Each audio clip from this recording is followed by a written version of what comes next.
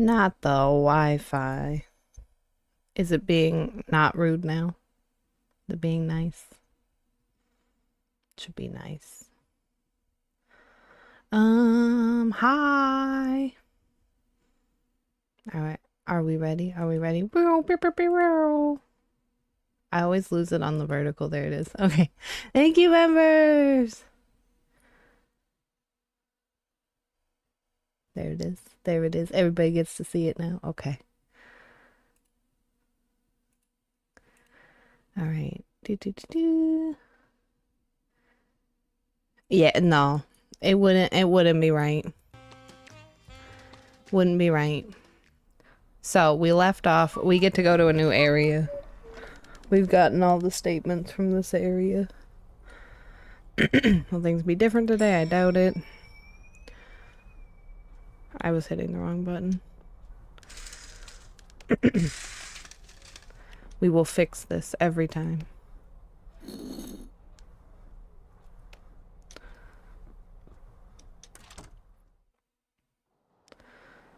Okay, so I think we can take a taxi now?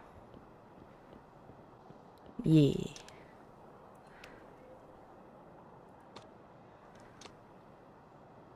That's fine. So now we have to wander a whole new area.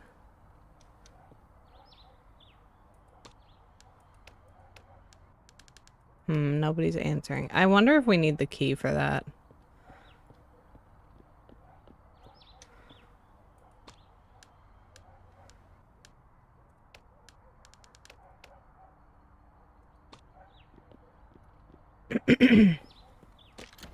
What do we got?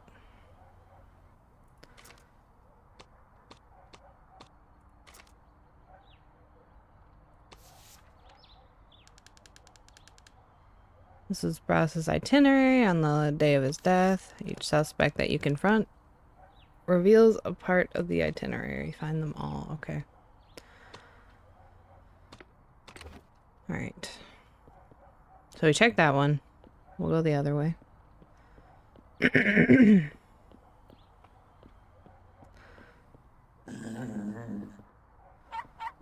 Not the puppy. What's the matter, puppers?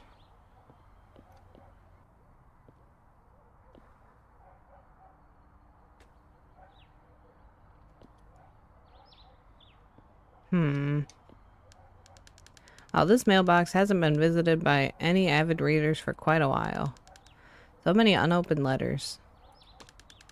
Seems like most of them are from Sao Paulo and Amazonas. Spam, as they say. Okay. There's an open window. Can we go in there?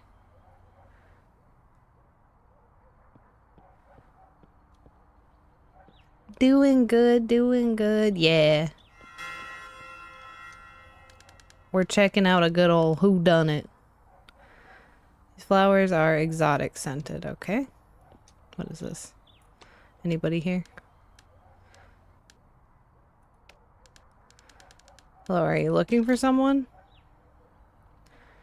Let's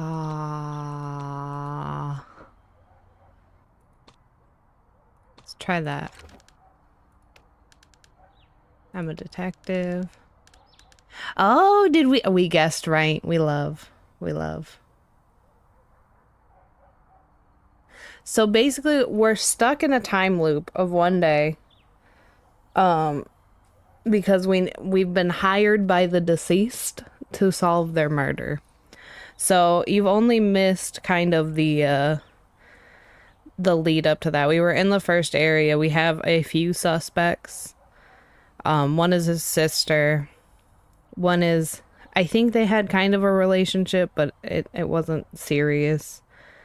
And then an old business partner are kind of the ones we're looking at to start out with. Okay, to what do I owe the honor, Mr. Detective? It's about Bras Kubas's death. Oh, sure, come in. Yes, we guessed right. It's actually based off a Brazilian author's works. So, It's like multiple of their stories like combined into one game. Oh, detective.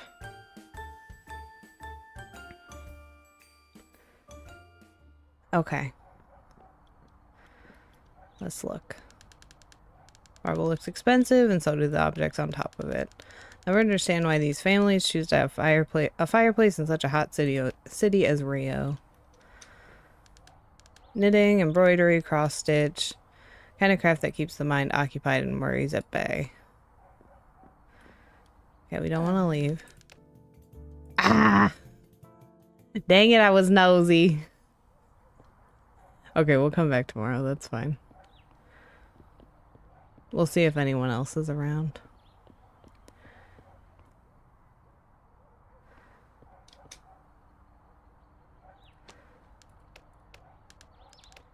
Hello, looking for someone? If I had to guess... Should we guess?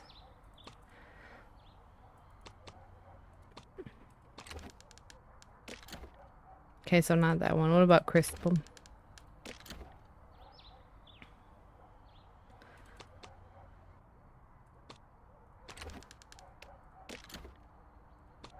We know it's not her. Okay, what about this one? Ah, okay. Who are you? I'm a private detective. Could you let him know I'm here, please? I need to see him. Are you sure you're looking for Quincus Borba? Definitely. Mr. Borba is a key piece to help clarify some details in my investigation. My goodness, but how? Well, wait a moment. I'll call him. It's the puppy. In addition to terrible taste and artificial flowers, someone has made a mistake of storing this wooden spoon, okay? So there's a random wooden spoon in there. Nothing is more attractive than an open book. Don't get any closer, please, okay?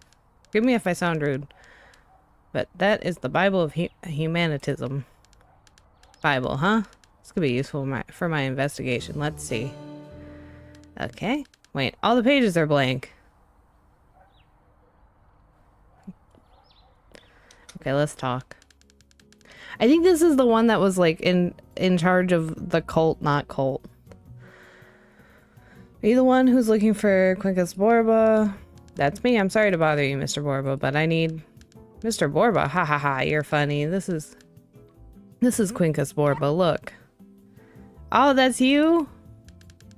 I don't think you expected someone with fleas and 4 paws. Very confused. The pharmacist told me Quincus Borba lived around here. But I don't think he meant the dog. Who are you, sir? Rubiao, at your service. I'm Quincus' guardian. Guardian? And is there a human Quincus Borba? There was one, but he's no longer with us. This Quincus now has everything that belonged to Mr. Quincus. His money, name, his talent to get into trouble, some fleas, and me. Who are you, sir? I'm a detective. I'm here because I'm investigating an offense. My god, an offense? I hope Quincus hasn't eaten up the neighbor's flowers again.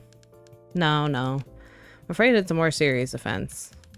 I'm investigating Bras Cubas's death. His body was found in an alley early this morning. Oh my goodness, I had no idea. Please have a seat.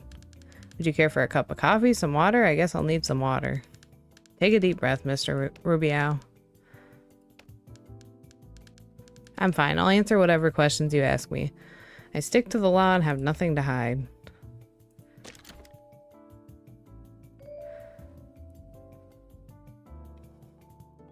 Okay, let's start here. What can you tell me about Bras Cubas? Were you friends?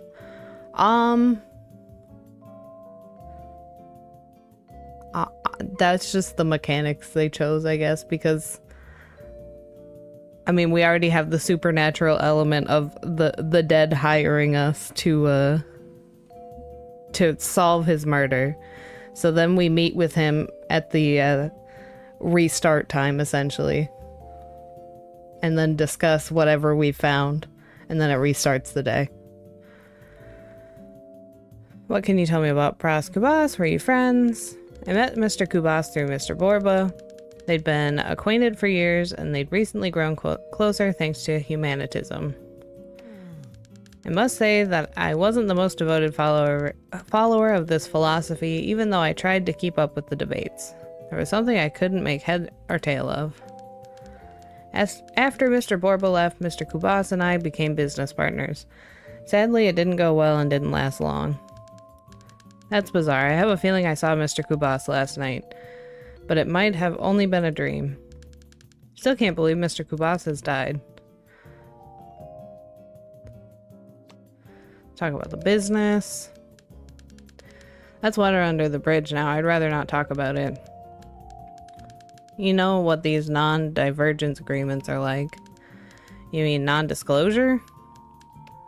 Exactly. So he started a more successful business with someone else. Oh, Mr. Kubas was relentless. So what's this new business Mr. Kubas started? Haven't got a clue. So how did you find out Mr. Kubas was already setting up a new business? Easy. His business partner is a friend of mine. That makes things much easier. So please tell me who your friend is and how I can find him. Well, haven't got a clue.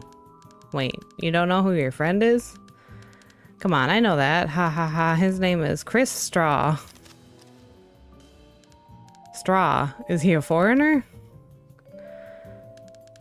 Finding him is the hardest part. I don't know where he lives, nor where he works. Funny how the standards for friendship keep getting lower.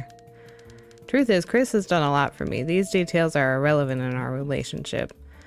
But you can ask around. If you're any good, you'll find it out in the snap of a finger.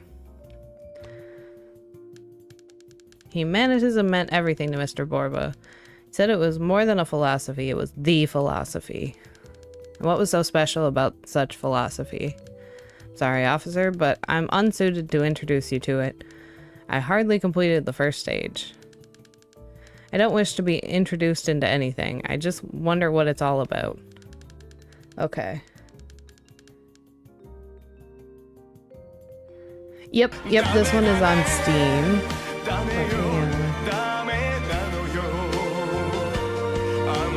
I have the link in 1 second.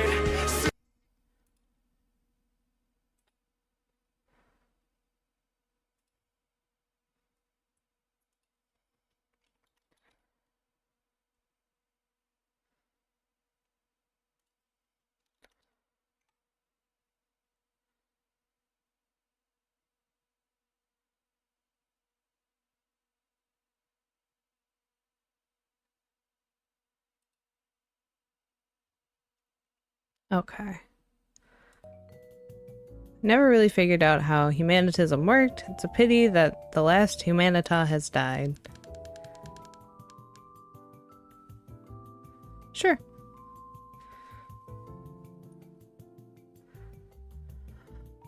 It just gives you the link to the Steam store. Alright. Boss will take the knowledge of the Humanitas to his grave. I also have the link on YouTube, on the YouTube stream. So if you go back to it once you're like at your computer, you can go to it there. Change the subject. Okay, let's ask about him. Should we talk some more about you? I'm intrigued by your story, Rubiao. Not much to be said, officer. Used to be unlucky. One day there was a stroke of luck and I met Mr. Borba. Luck, I see. Besides, my life is dull. I'm home most of the time. I have nothing to boast of. Speaking of luck, how did you become Quinka's guardian, the dog, I mean? Like I said, I met Mr. Borba by chance. Even though we had nothing in common, he took me as his mental? Okay. What he saw in me, I'll never know. Okay. Do you mean mentee? That's right, mentee. He taught me his philosophy, and I was supposed to look after his dog in return. Mr. Borba is gone, but he left me this flea-ridden dog, and I was his tutor. Now I'm also in charge of managing his inheritance. Really hit the jackpot. Not used to having so much money. It's way more cumbersome than I'd anticipated. Quincas Borba was a great man. He taught me a lot about life and its crazy ways. Seems like your friendship lasted until the end.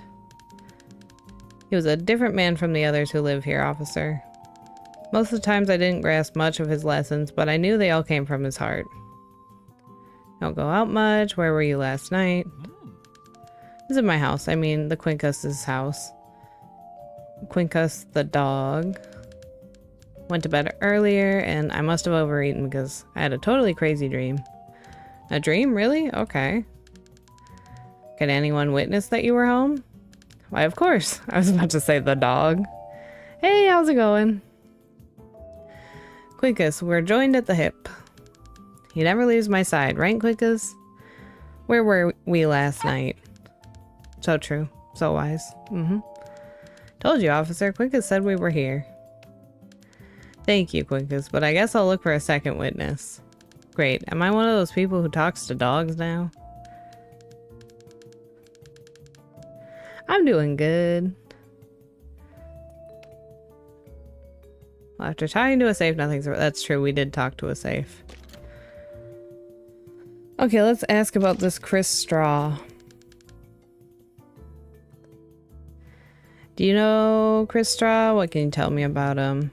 Yes, I know him. He's a friend of mine. I don't know how I'd feel about talking behind the back of someone so close. Wouldn't like to say anything to his disadvantage, you know? Who doesn't regret doing something to a friend? Chris has been a big help and has given me lots of financial advice. I don't know how I would have managed this whole heritage thing without him. Really? Tell me more about this side of his personality. He has a good nose for business, better than Quincus does for food, but I don't really know what he does from A to Z. It's the feeling we get when we don't know much about something, right?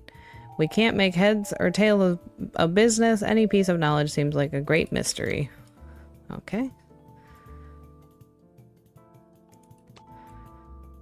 Okay, so we got this one. Can you tell me more about Quincus Borba?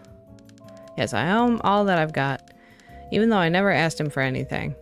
Mr. Borba was a great master. Everyone stopped to listen when he was talking. He knew how to capture people's attention. However, conflicting his opinions could be. Okay. Seems that some people were not very fond of Quincus. Believe so. He didn't mince his words. Oh no.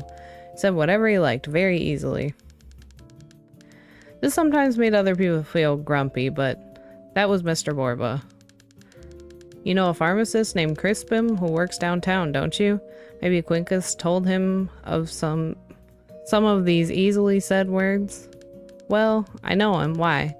What did he say? Oh, we don't like Crispin. That's right, Quincus.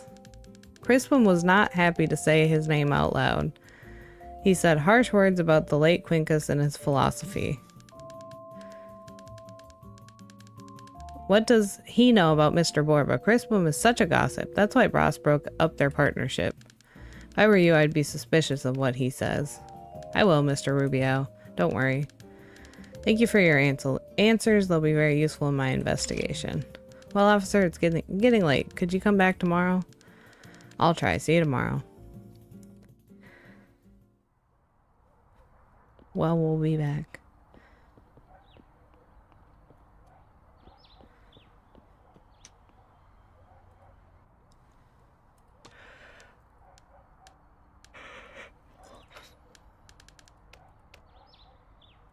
Okay, I think that might be the house.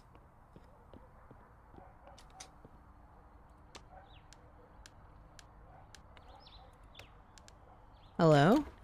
Okay. Let's try that. Does this person live here?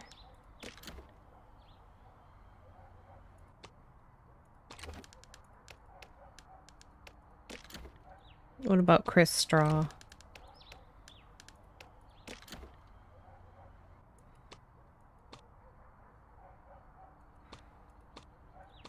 Crispum? Who the hell lives here?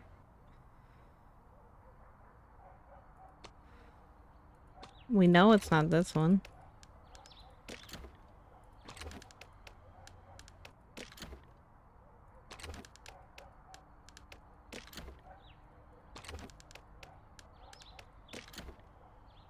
Well, we don't know who lives here yet.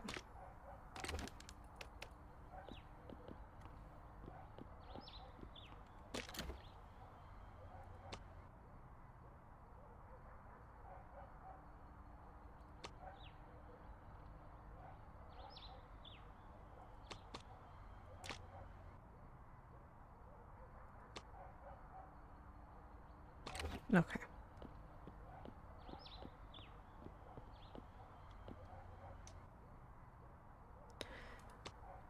Okay. So yeah, that was my guess. So if we go back, we can try and get that key.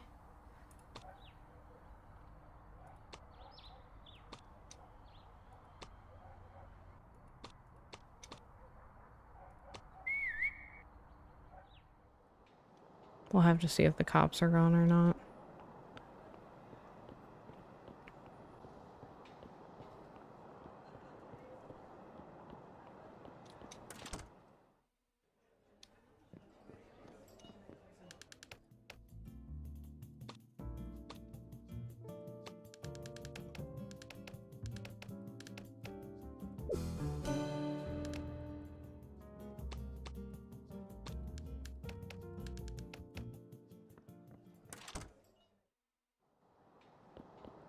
Nope, there he is.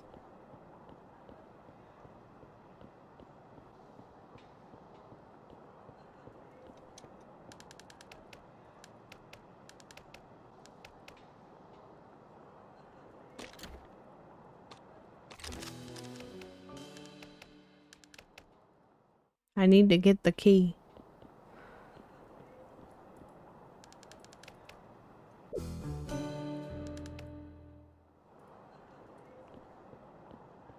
Oh no, what did he do?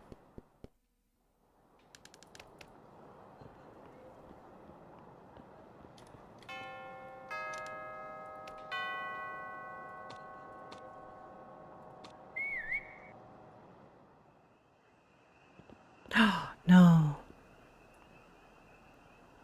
Hey girl, what you doing? Lord almighty, can you media vultures leave me be? Nothing to declare. I don't care. I don't care if you have anything to declare, girl. Oh. Okay, so but that isn't the politician guy? That's the Borba Manor. Is she home?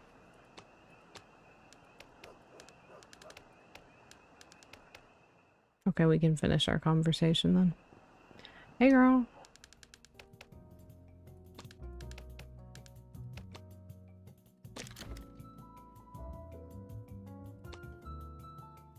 Let's ask about her.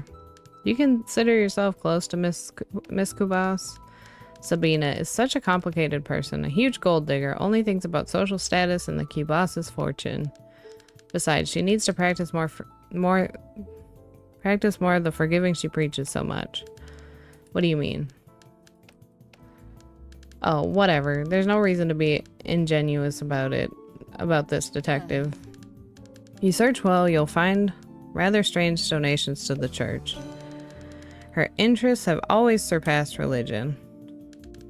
Are you telling me to sift through the church's donations? We can. I would never say something like that, Mr. Detective, but I think it's your job to investigate, right? I love that. Okay, we're going to the Midnight Club. I need to put in an appearance and... ahem. And you, what are you doing here, young man? I just came... Never mind, maybe it's best for both of us if I'm not told about it. So, Verdelia... I'm not going anywhere, I'm exhausted today. Exhausted? But I'm the Secretary of State, what will people say? I don't care, now go, so you won't be late. Wait and see. Verdelia Neves, wait and see. I don't like that.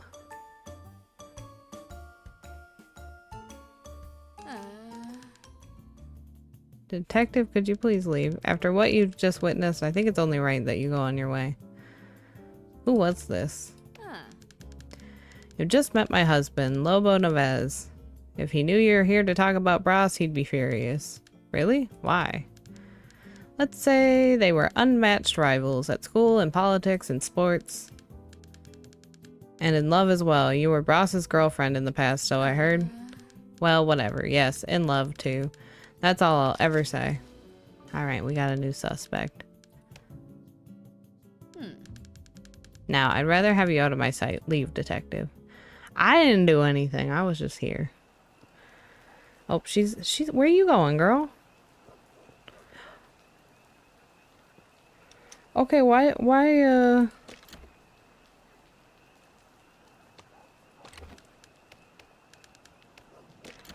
did y'all just see Crispum go in there? Why'd Crispum go in there? What the hell?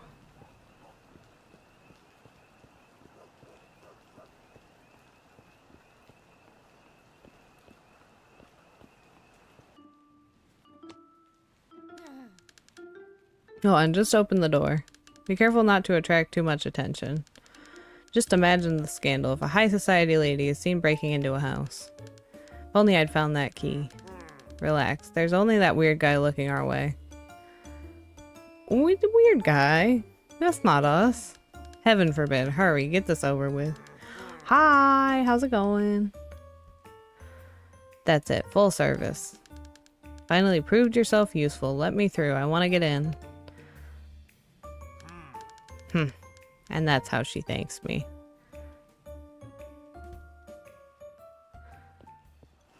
I got a key.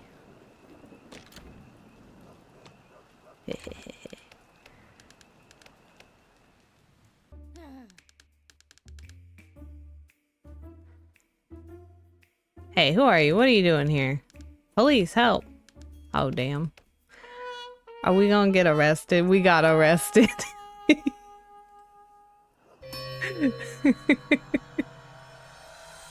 I was like, well, you know.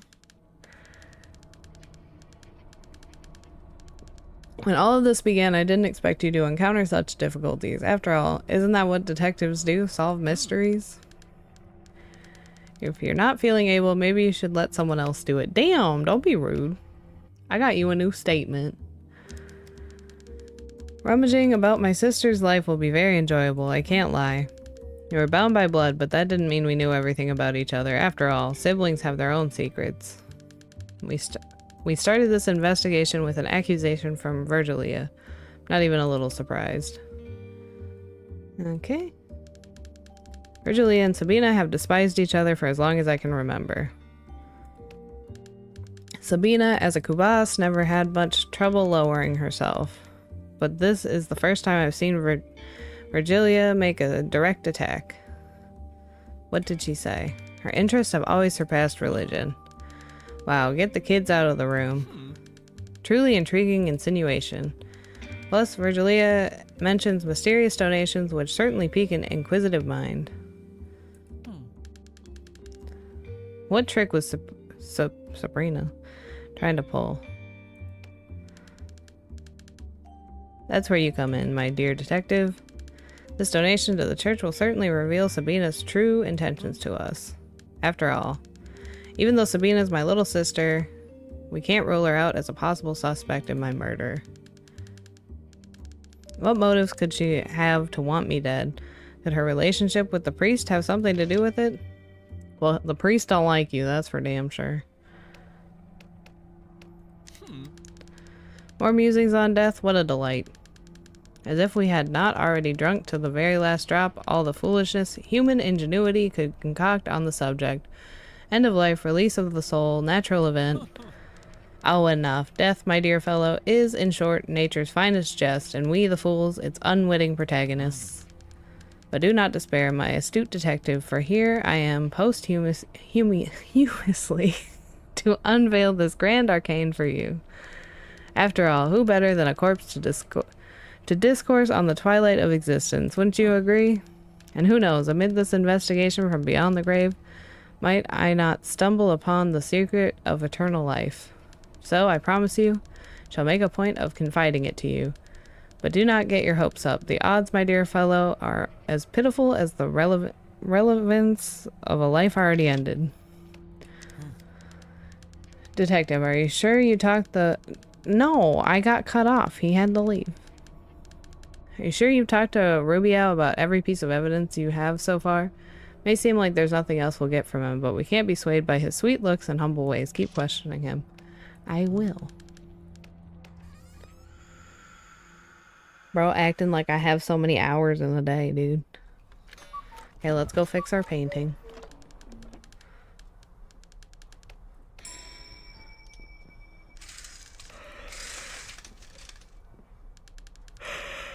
What if I do this out the window? Well, it'd be back tomorrow.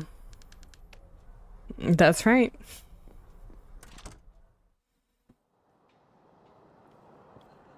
Okay. So, let's go get the bread. Let's go get that bread.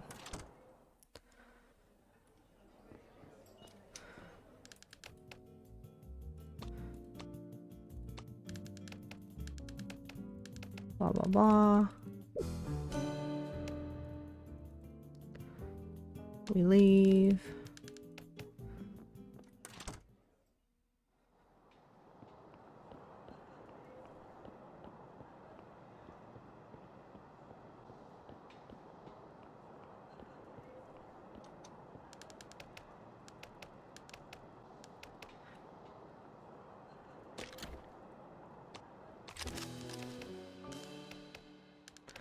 Yeah, like a doctor can never have like a little bit of cake.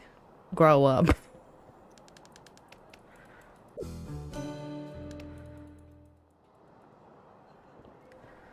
Okay, we leave.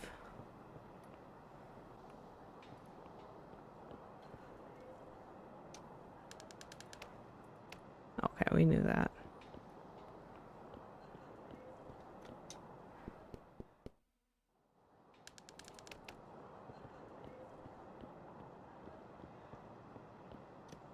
Now we go to the church and be nosy at the donations.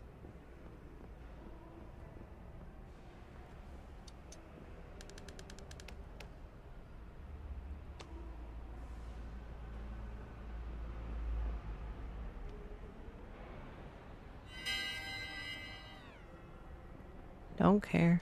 Donation time. From what Virgilia Neves insinuated, I might find something here. Look what I've found. Don't think this was just a donation. Okay.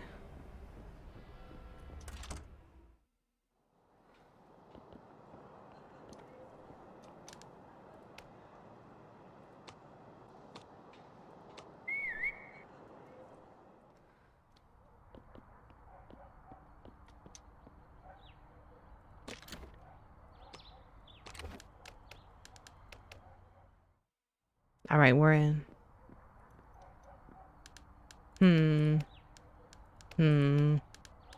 Well, I'll never understand why the high society appreciates this kind of art.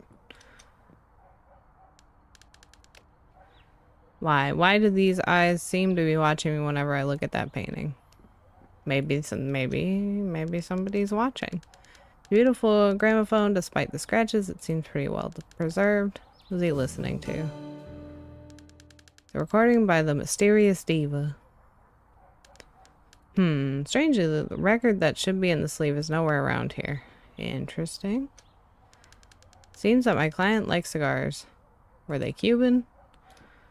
Well, probably. Can we go upstairs?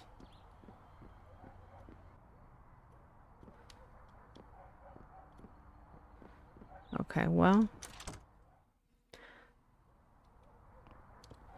We'll scooch out of there. Oh. We may have gotten out just in time.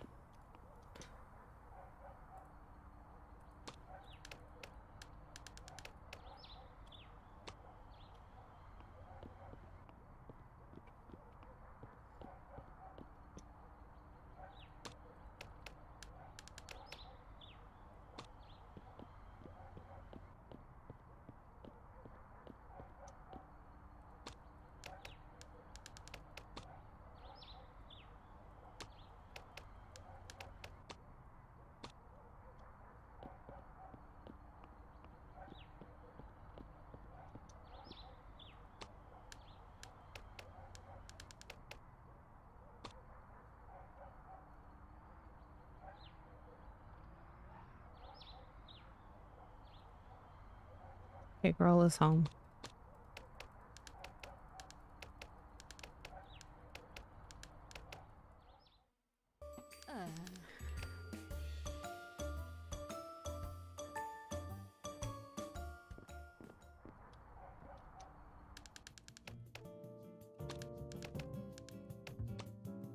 Okay. I think we left off on... Oh, we finished Sabina. Okay. The deceased Mr. Kubas seemed to be someone important. Could you tell me more about him? Ross was an old and very close friend. I'll feel his loss forever. Seemed to be very saddened by that loss. How close were you? Why, we were close, and that's all. I don't see what you mean by this conversation. Don't worry, ma'am. Inquiring is part of my routine. Let's proceed. Be good.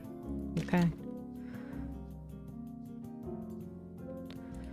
I guess let's talk about you. I would like to hear a bit about your story. Tell me whatever you want. There's nothing to tell. I have a good life, a good husband, and good friends. Though few. Now my friend group is even smaller. I'm sorry for going off track.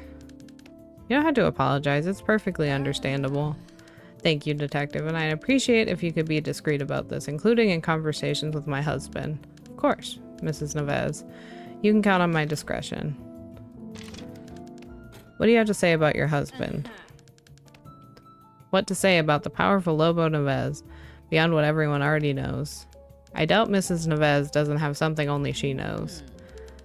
If he and Bras had a good friendship, for example... This is a rather delicate subject. Don't worry, I have all the time in the world. Choose your words as much as you want. Oh, whatever. I'll say what I know. It's not like this information is a secret. They've been friends, or at least were friends, for half of the time they've known each other. At the same time, they were always competing, be it in politics or even in love. Yes, before you ask, Bras and Lobo competed for my hand. It seems that Lobo Neves has a big advantage. Don't be blinded by the obvious. Besides, it was my choice. Predictability is an important factor when you're going to marry someone, especially in politics. I see. From the little I know, Bras was the opposite of predictable. Oh, he was. Was there a rivalry between Lobo and Bras? Tell me more about this. I don't like using that term. They just had the same competing interests. I think rivals fits this description better. However, it may be the subtlety of this subject that is making me want to minimize things. Oh, don't say that. We can talk freely about the rivalry if you are so interested. So tell me how far this dispute between the two bigwigs from Rio de Janeiro has come.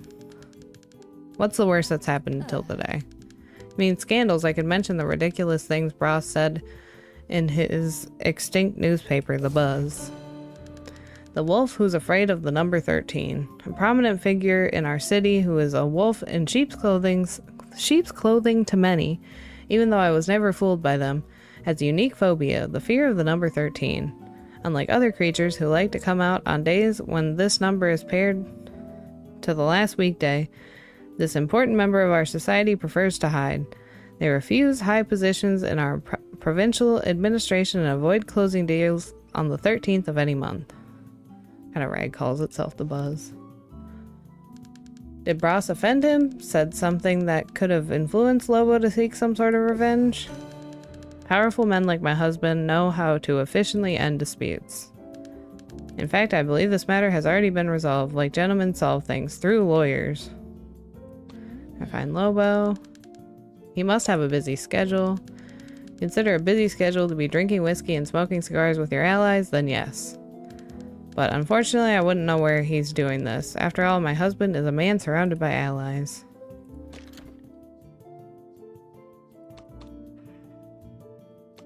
Okay. Let's talk about Crispum. I had the pleasure of meeting your cousin, Mr. Crispum. Oh, Crispum is a formidable person. It seems like I haven't seen him in centuries. I'll schedule a lunch soon. Curious. I could have sworn I heard him say you had just met yesterday. He said that, huh? Why would Crispum lie about his whereabouts on the previous night? Ooh, Crispy's in trouble. Now, I'm sure you must be mistaken. The investigation is confusing your head. I think Crispum who is confusing me. Are you sure that he wasn't here? Can I confirm that with someone? Why, Mr. Detective, I think you're accusing me of being a liar. Mostly we're accusing Crispy. But in any way, you can ask around the neighborhood if he was seen around here last night, or even insist with him. I'll do this, Madame Virgilia, I'll do this, okay? What was the relationship between Crispum and Bros? Was there any closeness, like with you? I don't think it's very likely. I mean, Crispum was always orbiting Bros, just like he's always orbiting everyone who can give him any profit opportunities. So Mr. Crispum knew that the Kubas family had a legitimate financial interest in partnerships. Detective, I've coexisted with powerful people since I was born. I can recognize when people get closer for personal interests. It's alright. It's a part of how things work around here. Crispum had his interests just like everyone else. Crispum seems to hide something. Your cousin wouldn't have any reason to hide information from me, would he? Beyond the invoices he keeps in his precious safe, I'm afraid his motives are no different than those of any other person. The city is big and dangerous, Detective. Hiding things is just a way of protecting oneself. You're not trying to turn my attention away from my investigation, are you? Quite the opposite. I want you to find your way and solve the case. Okay. Do you know your neighborhood well? I'm very curious about one of your neighbors in particular. Tend to be very reserved with my life and those around me. Who exactly piqued your curiosity? Mr. Rubio. Do you know him? Only from afar, and there's nothing that makes me want to change that anytime soon. Is it just me, or did this sound rather rude, Mrs. Neves? Rude? Of course not. Rude would be allowing my mutt to wander his garden, crush the grass, eat his plants, and leave gifts around. This only shows the rudeness and lack of manners of your friend, Mr. Detective. I believe he still has much to learn, or Lobo will have to take care of it. Ooh boy, Rubio. Okay, this is that same argument. We'll just skedaddle. Alright, so Crispy's lying. Hey! Mr. Crispin, what are you doing? A young man, pretend that I'm not here. Why are you hiding? Hiding me? In fact, I'm checking this garbage bin. I always make sure the city is clean. Now, leave me alone.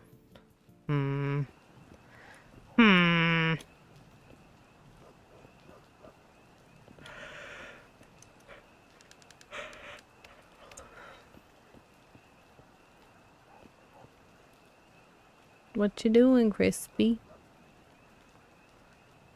We'll just stand here together.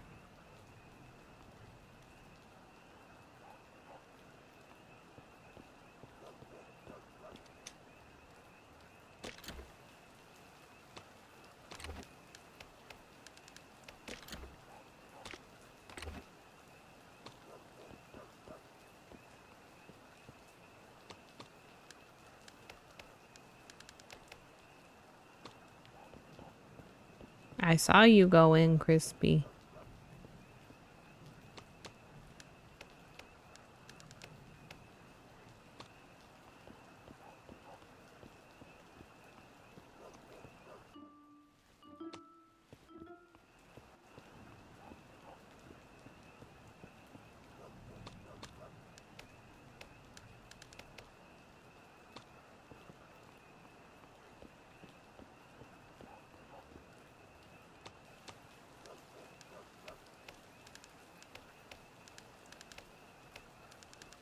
Beg your pardon, sir. I spent the whole day looking for the key to my house, but I've been unsuccessful, and now I have a lot to do. Come back tomorrow, okay? The key I found at the alley. I need to give it to Sabina if I want her to let me in.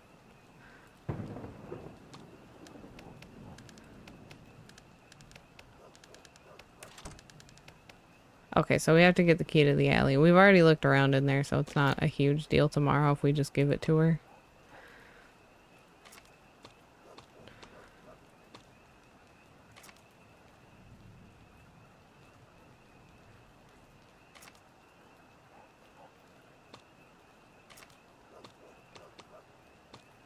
We at least have a few different things to follow up on now, so that's good.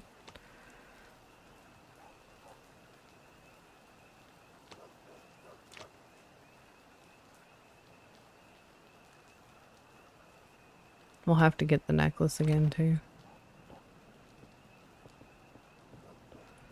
Well.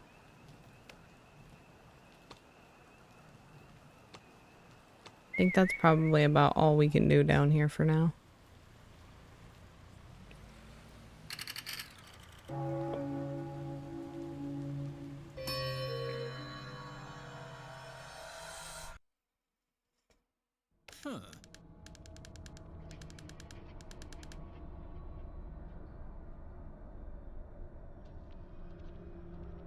Okay. Hello, detective. How is the investigation going? Sneaking off dark alleys, listening behind doors? We need progress. Do you think this is a joke or a game? I wouldn't be completely wrong, but... We need progress. I have progress. Investigate Lobo Neves. It seems like the right thing to do. After all, this spinner of yarns has more than enough motives to wish me gone. And who's the first to bring a statement about him? Virgilia. It had to be her, but fine. After all, it does make sense. She's Lobo's wife. Surely she knows him better than anyone.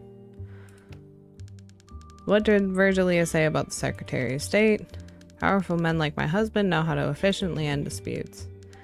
Could it be, Virgilia, true that there are times when we scarcely know the very people whom we share our home? I know Lobo didn't spend much time in his own home. A man of his responsibilities was always on the go. He said, no, I'm an asshole. That's how I got this reputation and got murdered. You have to solve it. I was even surprised when he gave a damn about the article I wrote on him in my newspaper, The Buzz. But, must be honest, detective, I knew exactly which buttons to press on that Neves suit. When I mentioned his superstitious fear of the number 13 in my newspaper, he could hardly ignore me. He felt unmistakably targeted. A man of Lobo Neves's stature and width wouldn't overlook an attack like that, which is why he prosecuted me. That's the question, detective. Could that prosecution alone have extinguished Lobo's fury? If even a fragment of anger lingered, if Lobo was still harboring resentment, could he be the one behind my murder? Not ruling out the possibility, and neither should you. After the same. Continue the investigation into Lobo Neves. Detective, Virgilia may be right that he's not an assassin, but she could very well be just defending her little husband. Something tells me that if we keep digging, we'll uncover something. Let's see. So, you have news about our harmless Crispum, or perhaps not so harmless after all? Virgilia, And what did she reveal about her esteemed cousin? This information is contradictory. Crispum claims to have visited his cousin, who casually insists she hasn't seen him in quite a while. Seems to me that, unbeknownst to her, Virgilia exposed the fact that Crispum lied. Why would Crispum lie about his whereabouts on the previous night? Well, Crispum never did inspire much trust in me. Behind his facade of the quiet apothecary lies a compulsive liar who spreads harmful rumors faster than the flu. This is exactly the type of thing we must uncover. What this opportunist is trying to hide from our investigation. If Crispum thought he could escape our infallible perception, he was gravely mistaken. Isn't that right, detective? Something tells me that this lie will be the thread we need to follow in order to continue unraveling the truth.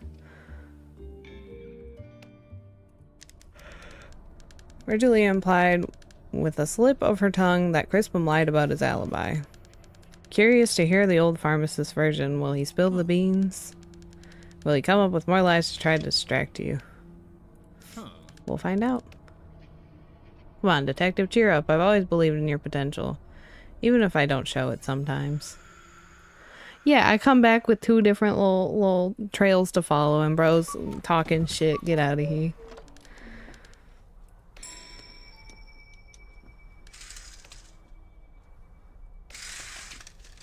Fix it.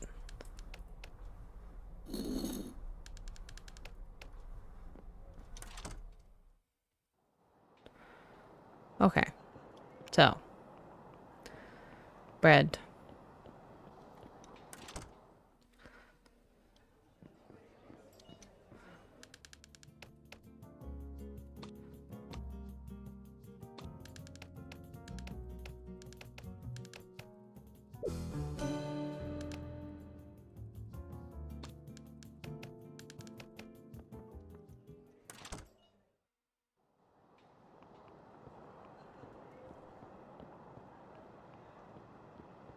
We go.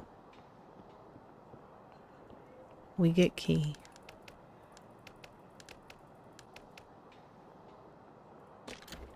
Showbread.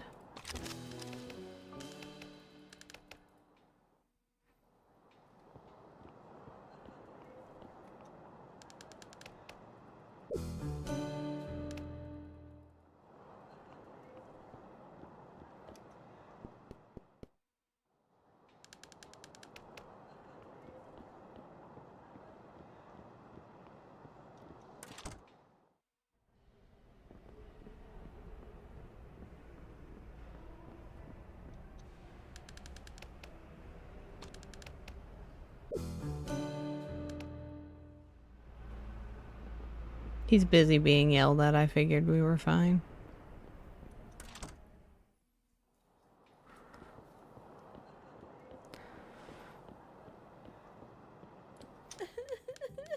Oh goodness, why? Oh.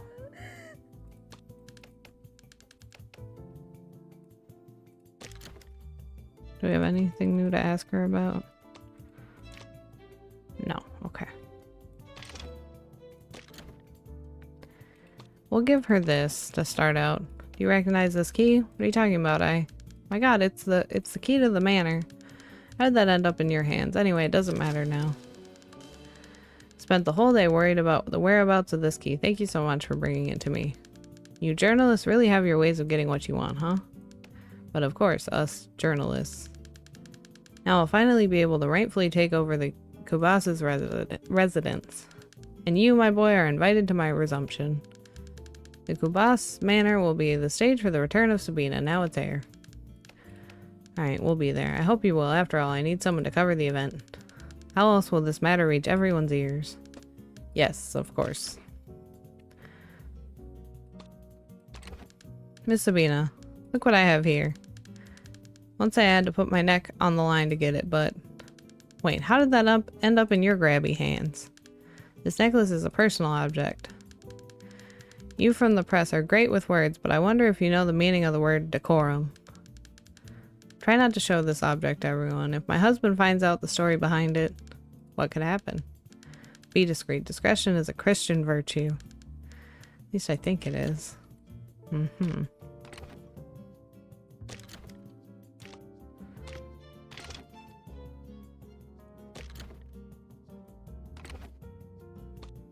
Alright. Read the news that I'll bring the Kubas family back on track. Under divine protection, I'll raise the glory of its house back. Okay. Blah blah. Now we can go. Confirm.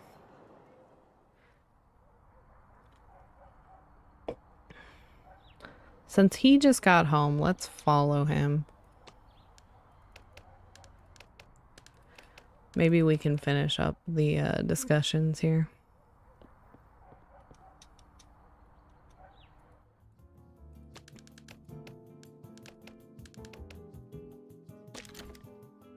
Okay, well, we made it almost all the way through. Should we talk about Mr. Crispum, the pharmacist? You have anything to say about him? About Mr. Crispum? Ah, definitely. I'm a regular customer of his. Of course I know him. And how would you describe him? He's a gentleman that is very knowledgeable about medicines. He's a little anxious, I'd say. And a gossip. Be careful what you tell him, officer. Mm-hmm. I see that Quincus thinks so too. Not sure if he's like that only when he's with us, officer. He doesn't seem to like the humanitas much. I don't know why. That's fine, Mr. Rubio. Thank you for sharing this information. What can you tell me about the first issue of the newspaper, The Buzz? Well, officer, the buzz was an endeavor of mine alongside Mr. Kubas. Judging by the controversial articles, I reckon you made a few enemies. No, Mr. Kubas was the face of the buzz.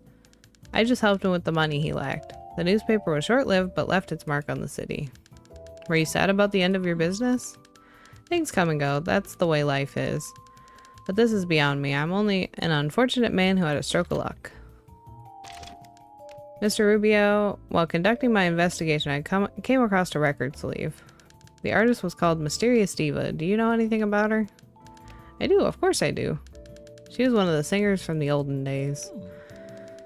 Sophia always talked about how she was deeply influenced by her. This mysterious diva influenced my Sophia. She certainly was a superb singer. Mr. Rubio, I believe you can help me with an issue since you live in this neighborhood. Of course, officer. I'll answer any questions to help you protect our neighborhood. Have you seen Mr. Crispum, the pharmacist, walk down the street last night towards the property next door? If I've seen him? Of course not. This street is deserted at night. Even though, Do you remember something, Mr. Rubio?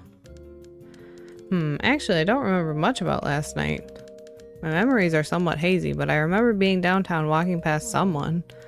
Oh my goodness. Mr. Borba appeared to me last night. But isn't Quincus dead? Well, it was a dream, but a very vivid dream. Or maybe Quincus's ghost? Ah. That was all I needed. Another ghost. True. Just checking, did this apparition appear last night? Yes, as much as I can remember. Maybe they're only hallucinations of a lonely man, or maybe a clue you can use, officer. Don't worry about that. Every statement helps. Even those from unlikely visions. Okay.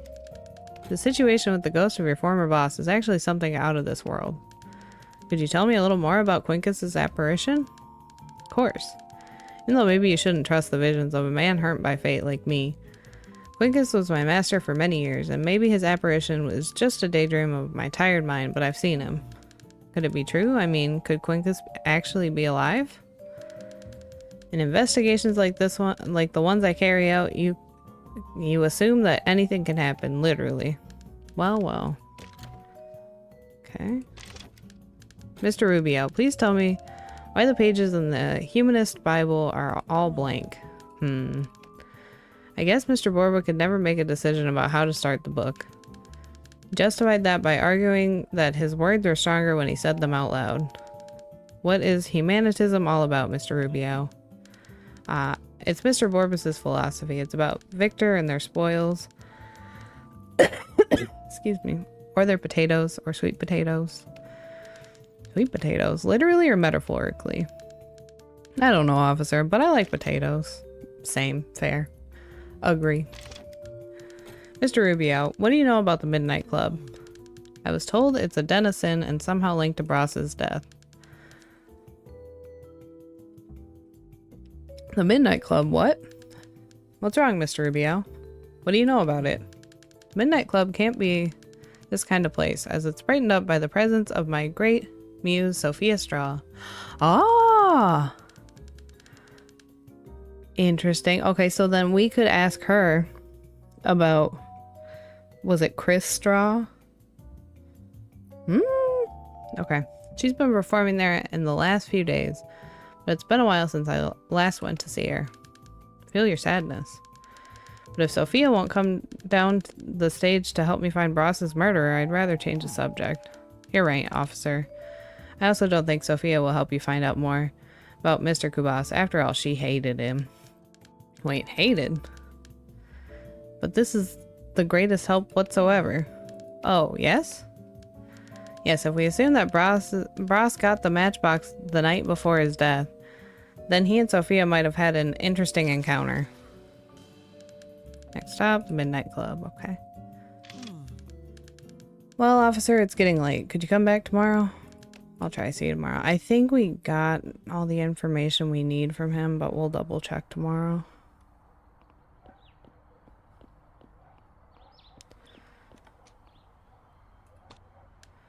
Girl, are you home?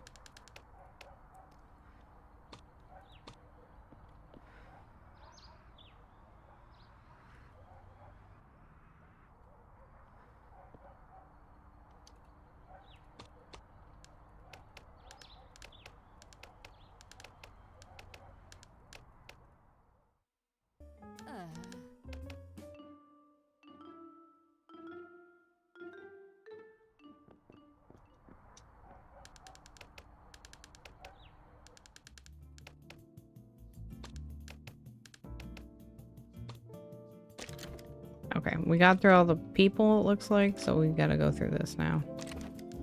Crispum commented that you had met yesterday, but you told me something different. Do you know any reason for Crispum to lie about this? Lie? I don't believe he lied, detective. It's more likely he just got confused. Crispum is not a young man anymore, and decades of inhaling the steam of his medicines didn't do any good to his head. Maybe. Okay. Do you have anything to say about this issue of the Buzz? About the first issue? I don't know if I should. It would really help me with the case, Madam Virgilia. Whatever. Yes, I do have something to say about this issue. It was the debut of this unfortunate newspaper. Wish I knew why Bros insisted on these destined to failure ventures. Very well, I told Bros Lobo's secret about his superstition with the number 13, but it was something just between us, to be kept confidential. And lo and behold, Bros took advantage of the information and exposed it to the public, the newspaper's first issue. And worse, because it was personal, there was a risk of Lobo suspecting that it was me who told the secret, and he could find out. Oh, Bros. Why so inconsequential? My intuition may have failed at some point, but this case's solution may be close, Mrs. Neves. Makes you think that, detective. Say a bloodstained handkerchief was found next to Bros's body. You said handkerchief? Yes, do you have anything to say about this by chance? Just to move on with your life, detective. Mrs. Neves? The story already ended enough lives. Don't create new tragedies. In reality, I tend to arrive after they happen, and I go until the end to find out the motivation. Interesting. I could put my eyes on the document that registers the termination of your cousin and Bros Kabas's business. Something to comment about this dissolution? You already seen the document, detective. I probably can't say anything that you don't already know. Bros was a man of strong convictions, and Crispum is a stubborn old man. Actually, I'm surprised that his venture lasted long enough for documents to be written. Okay. Mrs. Neves, how do you feel about the portrait Crispum displays at his pharmacy? It's you in it, correct? Yes, detective, it's me. It's an old portrait, but I remember it as if it was taken yesterday. Things were simpler in the past. My life was simpler. Today, my life is so complicated. I mean, our lives, right? Absolutely. We have one more.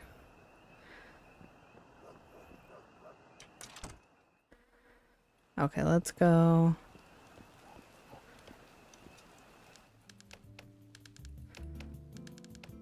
Are you hiding? Okay. You have nothing new.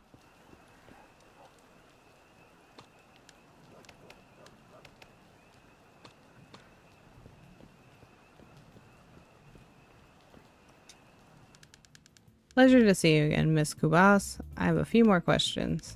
Well, if it isn't the reporter, is there any info left for the article? What do we got?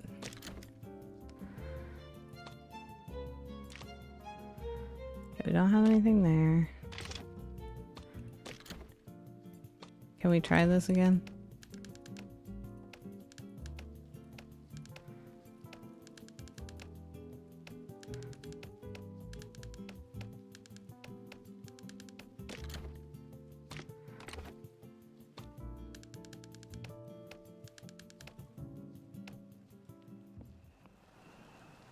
I'm honestly kind of hoping she goes inside and then maybe I can ask her about the thing.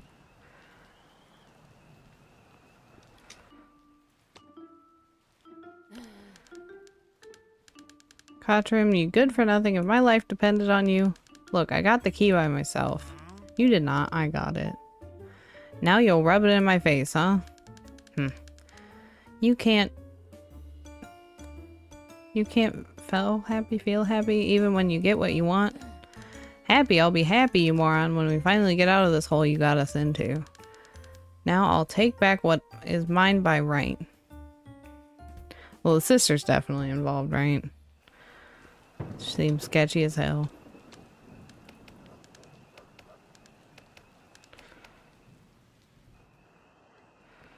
Okay, she's happy to see us this time.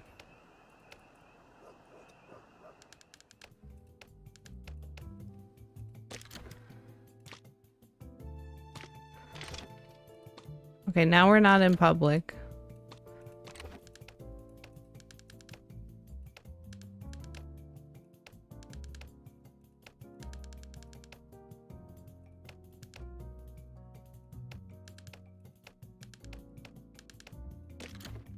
Okay.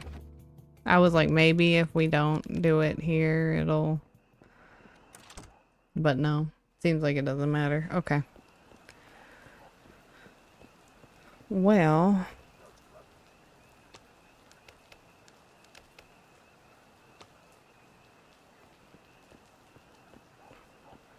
That's probably about it.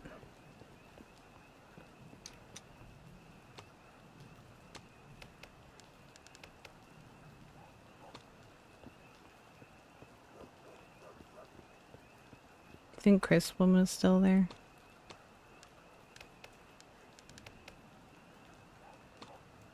We'll watch out here. Okay. Worth a try.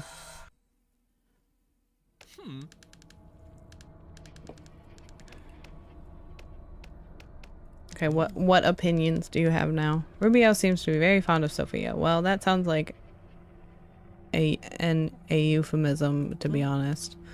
Anyway, ask Rubio what he thinks about Sophia's straw. Don't forget to verify there are other questions to be made. Okay, that's fine.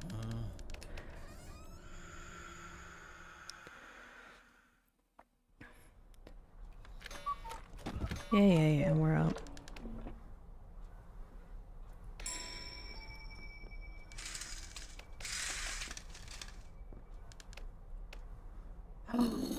I was about to say, you win, stubborn painting. I'm done with this. I'm not. Range the fan. That was... that was an achievement. Oh my god, I can't believe you. Can't believe you passed out on the farm. Amateur hour. Just kidding. I still did. It didn't matter how much I played. Okay.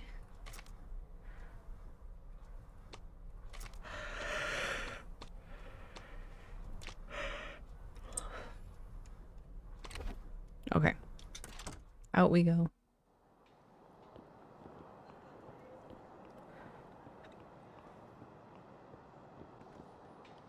Do I need the key? Probably not. I don't think I need to go to the church.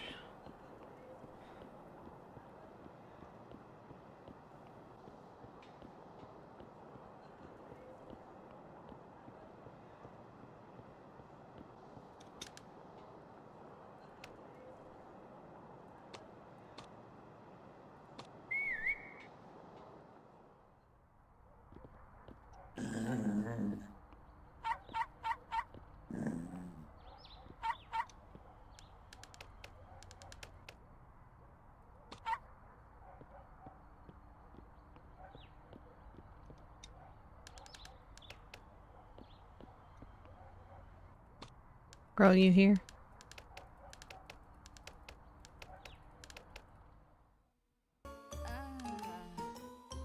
She's got bags packed. I was wondering what she was hiding. Interesting.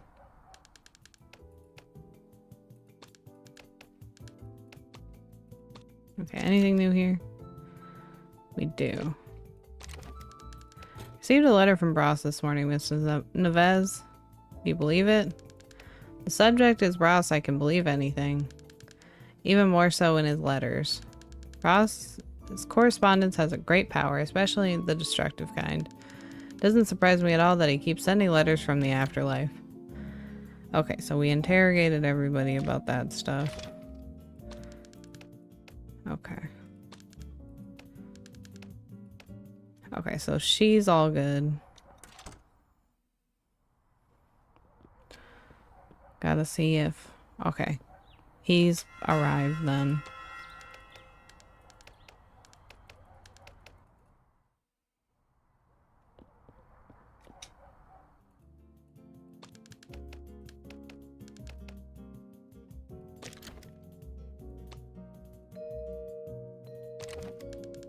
Can you tell me about Miss Sophia Straw? Ah, Sophia. You know, officer, I came from a faraway place. I'm not from Rio de Janeiro, as you might have noticed already. My trip here, I met this delightful woman who has been my great muse ever since. Besides, Sophia Straw is married to a friend of mine, Mr. Chris Straw. I know, right? Sophia's career on stage made her well known. She knows a lot of people, high-powered people. She and Mr. Bross belong to the same social circle. They'd already bumped into each other in the past, but I'd rather not talk about Sophia anymore, as I'm not sure I'm helping her or getting her into trouble. Not sure about Sophia, but rest assured you've helped me big time. By the way, will she be performing at the Midnight Club tonight? That's right, Quincus. My muse will be there tonight. So it seems we'll be going to a certain club then. Afraid I won't be so lucky. Been feeling bloody sleepy. I wake up feeling like death warmed over, or as if I was run over by a truck. So it's likely that I'll miss my muse's show one more time. Maybe a very strong coffee could work it out. Hold on, Quincus. The officer is very busy. He'd have to go out of his way to help me with that. Or would you? I'll see what I can do. Great, I'll be waiting, unless I fall asleep first. Fair. Okay. Looks like we've asked you about everything. Well, thank you for your help. Excuse me, Rubio. Would this be a portrait of Quincus Borba? Yes, even though Mr. Borba is no longer with us, I decided to keep it hanging in the same place. Perfect portrait, don't you think? There. I don't even know Quincus in the flesh, so of course, why not? Is there any interesting story behind this photograph? Not really, officer. Far from an art expert, but I think this portrait captures Quincus Borbus's essence. This quintessence, perhaps. I feel as if he's never actually left us. This is the power of art. At least that's what they say. Who? I don't know. I was like, I don't know, I'm just trying to have a conversation with you, bud. Okay. We still don't know about this one.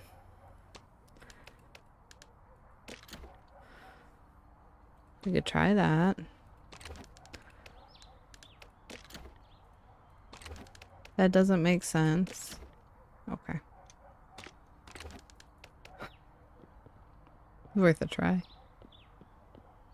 Alright, we're gonna take a cab back to the city.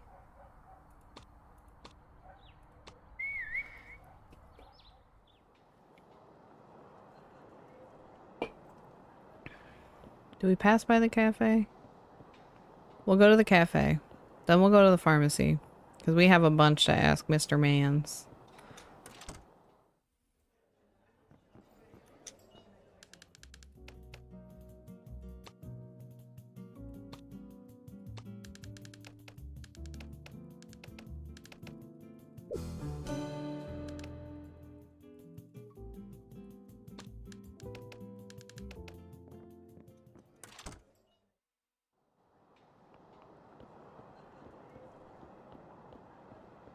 Run, run, run, run, run, run, run, run, run, run, run, run. Run, run, run, run, run.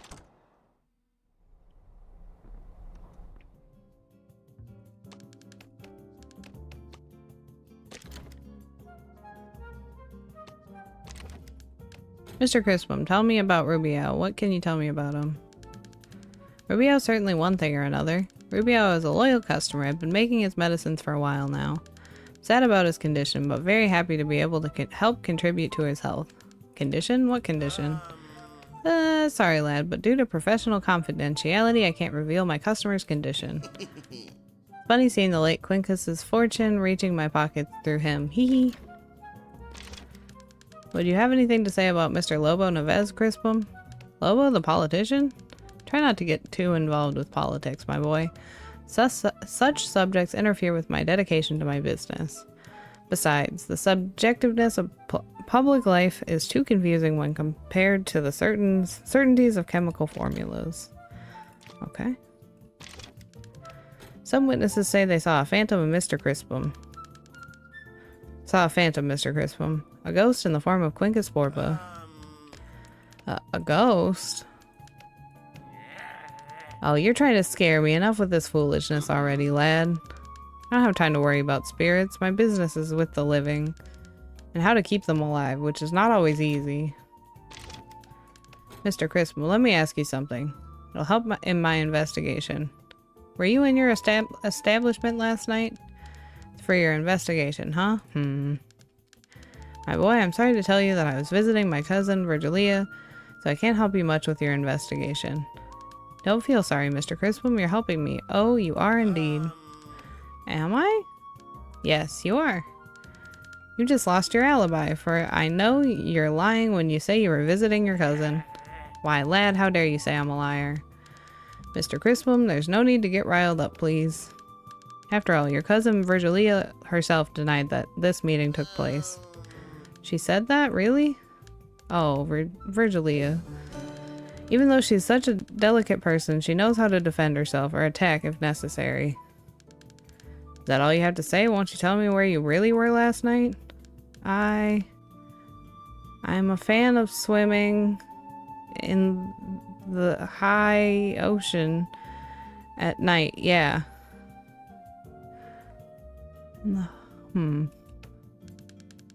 Swimming in the high ocean at night. As you can see, I'm not one for sunbathing. Mr. Crispum, all these lies don't favor your defense. When I find out the truth, you may get in trouble. This reminds me of that. A very important appointment later on. Oh! Can't leave this here. He's got a key.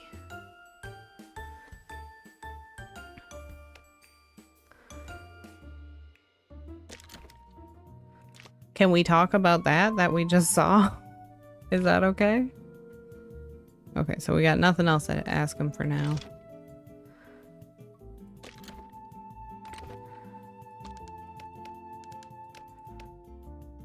Yeah, Godspeed my ass.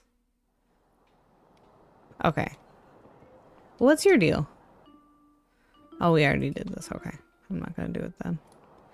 Okay, taxi. We'll go here. Confirm. This is the one we need. Knock on door.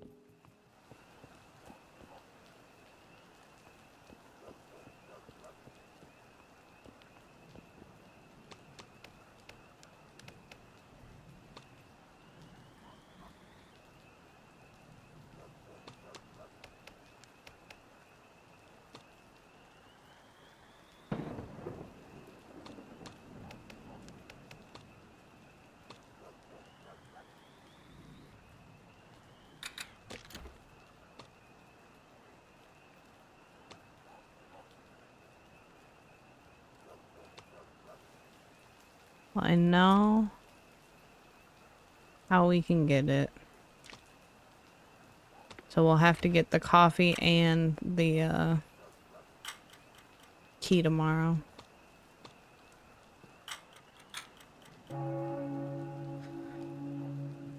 We're getting there.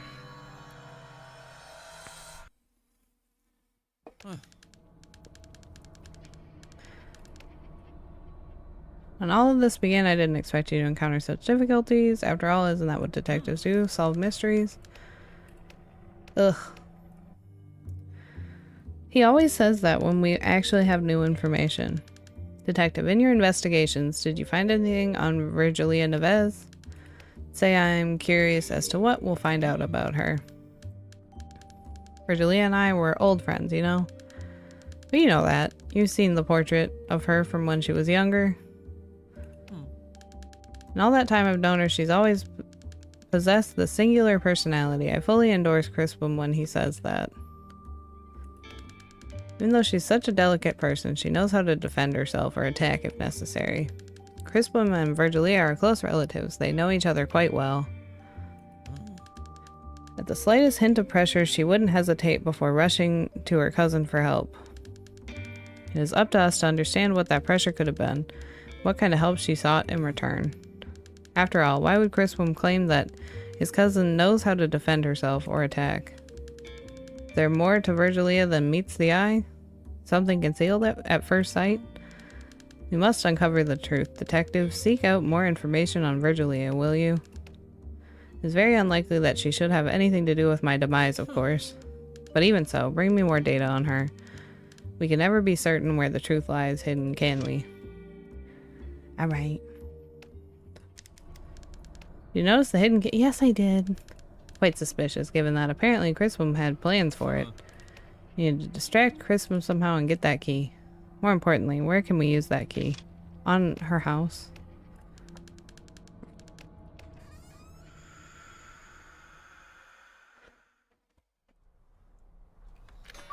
Alright, wakey wakey, let's go.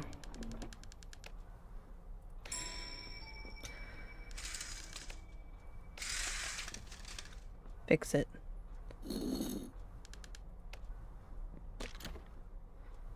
What do we got?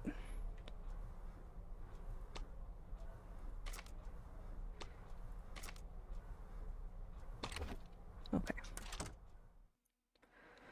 So we go this way. We zip, we zoom. Bada boom.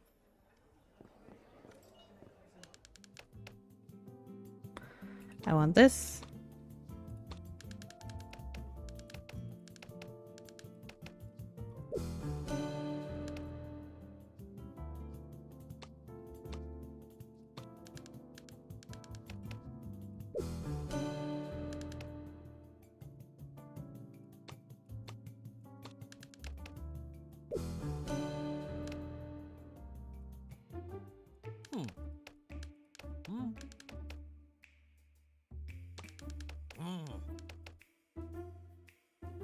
Yeah, boo-hoo.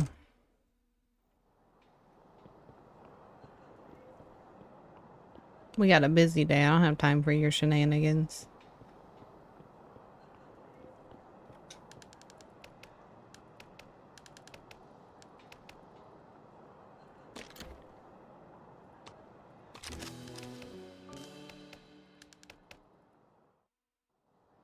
I don't think I need the key, but we're gonna grab it just in case.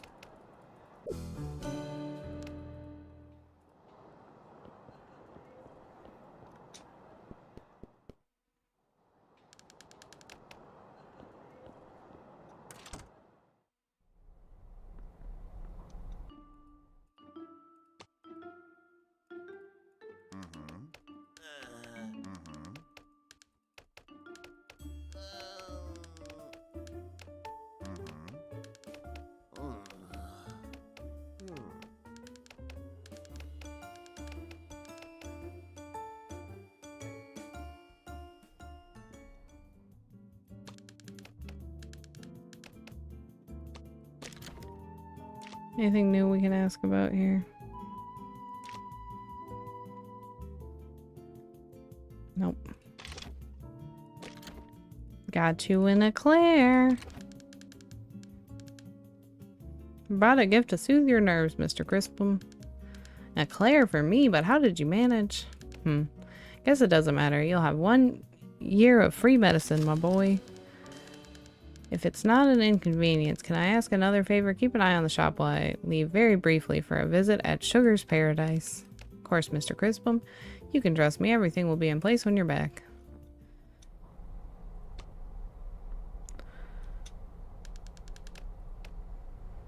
Take the key.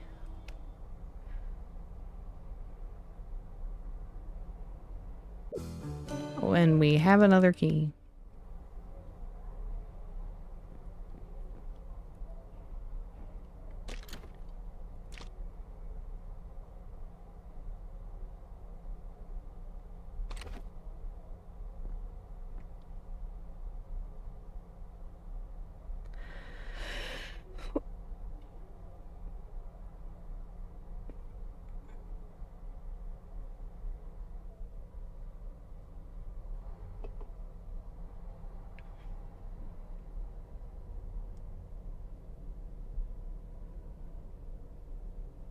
Okay.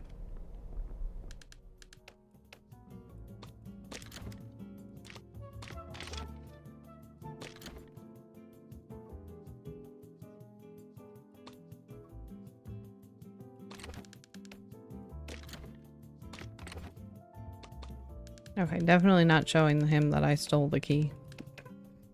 I think he would be upset with me. Just a guess.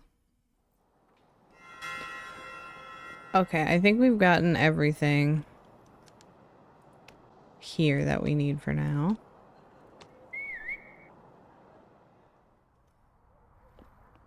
I do want to check this.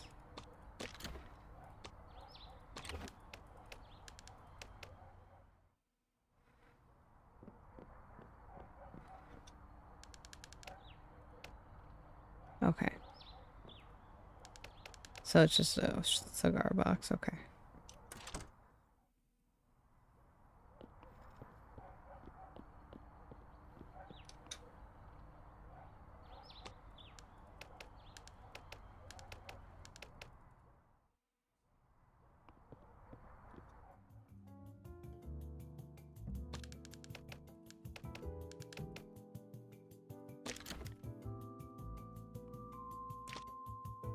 Okay, nothing new there.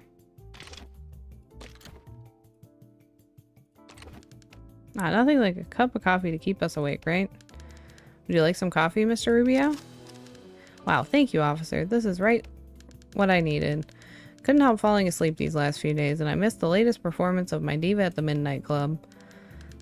Stay, officer, and watch this coffee bring me back to life. Sure, what the hell? Oh, okay. Coffee was great. Let's go. We need to hurry to meet Sophia.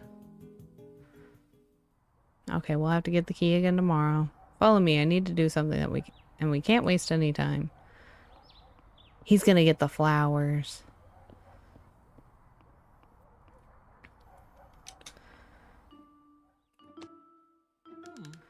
Be very careful. No one should notice that. The lady who lives here just arrived, and she usually gets angry when people mess with her flowers. How lovely. Sophia will love these flowers. Make a bouquet yourself. Next destination, the Midnight Club.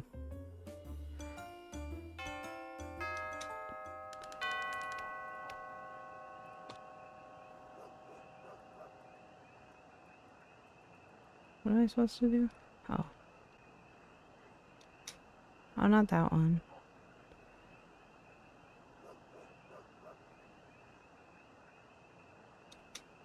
Ah.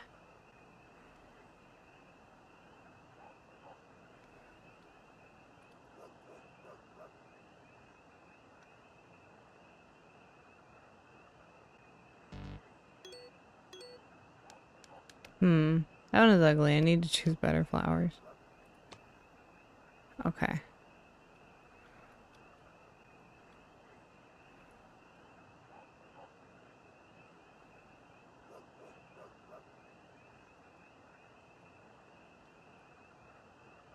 That's the first one.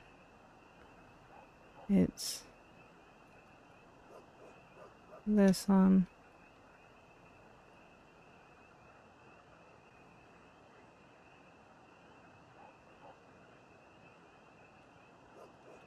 No, shit.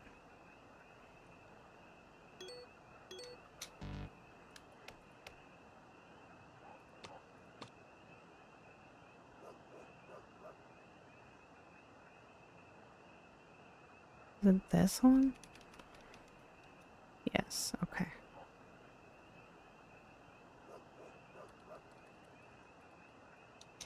Shit! God damn it. Okay, so this one here. I clicked it twice and ruined it.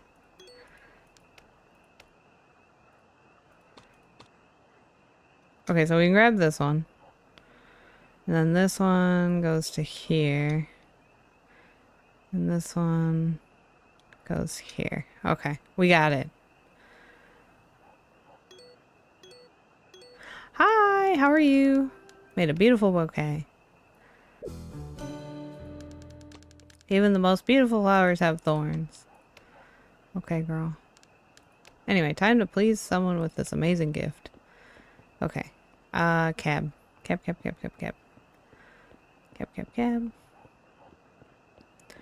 Cab. I'm doing good.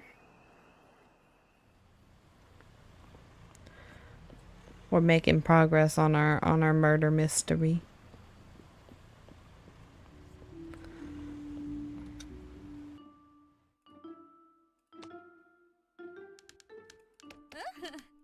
Oh, we did this.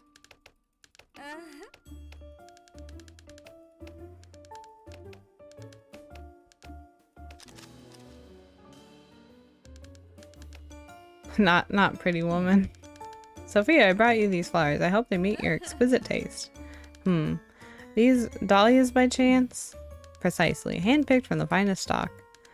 Oh, they're really stunning. And that fragrance, where did you find them? I bought them from Panama. Just returned, in fact. Amazing. These dahlias are the loveliest I've ever seen. Well then, I think someone just earned a visit backstage.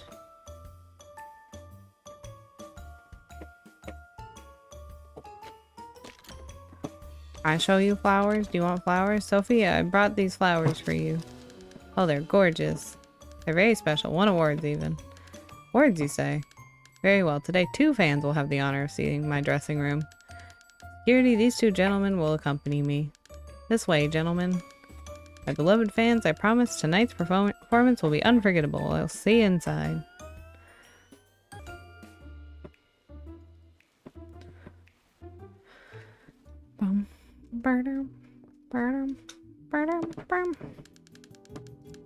Excuse me, ma'am. I need to ask you some questions. And you, mon cher, who are you? Never seen your pretty face around here before. A private detective. I'm investigating Bras Kubas's death.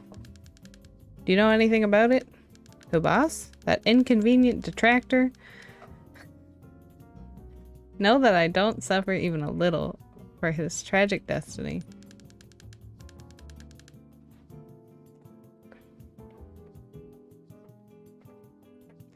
Some people are like untuned instruments, completely destroy your harmony. Do you have any reason for such repulse? Repulse, mon cher, I am Sophia. And the word repulse is rarely associated with me. Besides, I believe it's your role as a detective to investigate, not mine, and I never leave my role. However, I admit that I'd love to hear more about Kubas's demise. If you learn anything, don't hesitate to come and tell me, okay, mon cher? Girl. Okay. Let's ask about him, since we don't know anything. What can you tell me about Chris Straw, your husband? Oh, man. He's no different from any other. He's always worried about his business. In the morning, he stays at the warehouse, and in the afternoon, he goes to the fraternity both at the harbor. We unlocked a new location. Imagine it's a very busy place during the day. But many of your fans are men, I imagine. Your music must have touched them in some way. Pop-Tart?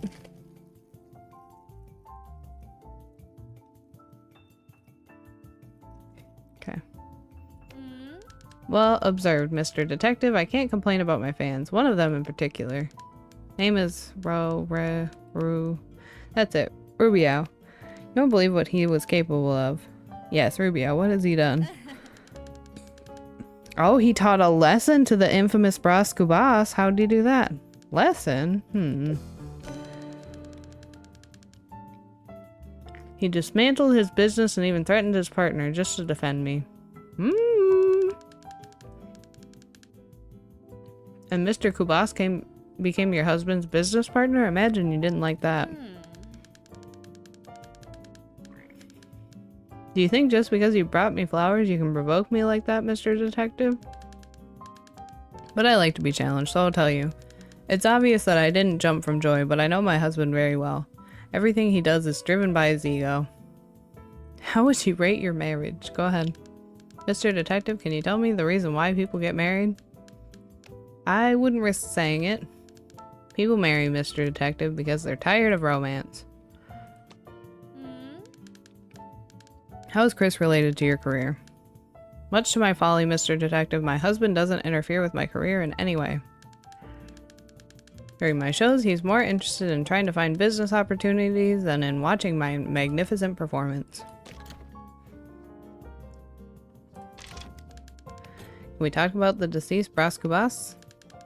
What's your relationship with him? Crosshead character. A hard, complicated, underhanded character. Never met him in person. I've seen him around, read his texts. That's all. He didn't seem to have an ounce of music in his veins. How are your investigations going, Mr. Detective? Do you have a suspect yet? A detective always has many suspects, Mrs. Sophia. Do you have any specific interest in the investigation? Considering your low regard for the victim? I'm only a woman in tune with what's happening around me, Detective. Whoever was responsible had a win over Kubas. It's not everyone that can say that about themselves. Let's talk about him. Talk about Rubio. He's a big fan of yours. What can you tell me about him? You talk about Rubio, Victor, Natalia, Leandro, Paola, Felipe, Bruno, and so on. Did you get it? I have many followers, Mr. Detective. Oh yes, let's talk about Rubio. He's a very dear fan of mine. He's been following my career from the start. Do you know each other well? Yes, of course. Always very obliging. He helped me deal with my most staunch critics. How noble of him, huh? And did Rubio get something out of it? Oh, mon cher. You asked too many questions. Why don't we talk about something more interesting? You have a formidable woman in front of you, and you're talking about forgettable men. I'm a detective, Mrs. Sophia. Can't let myself get distracted from my case. Anything else on Rubio? Seems like you should be more interested in him, seeing how much he's interested in you. What I had to say about him, I already did, mon cher. And I think I said too much. Perhaps. Tell me a bit about yourself, Mrs. Sophia Straw. Who are you? Very well, mon cher. Sophia by Sophia. What can I tell you about me that you can't find in the newspapers and magazines? Music has always been something natural for me. Since I've started singing with the groups, found myself answering a calling. Natural talent.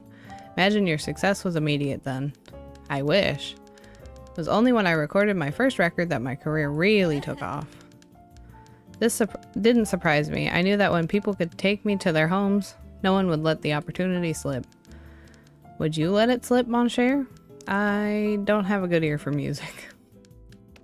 Say, the critics also don't. They don't have the courage to reject me, but never cared much about me either. But what do critics know? My music is not made to be analyzed, but felt.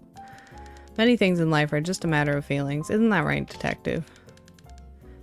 Now I have to perform a show to this city. Excuse me, I'll see you outside. Already? I didn't even have time to talk to my diva. Alright. At least I'll get to hear her angelic voice all night. Okay, so we gotta do this again.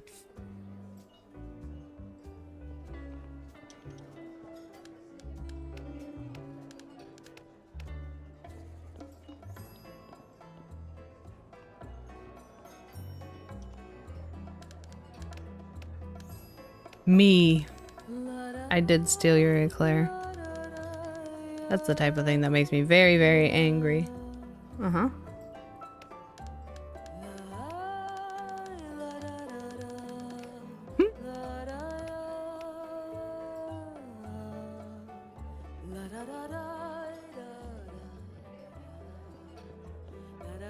Well, that's probably all we can do for tonight.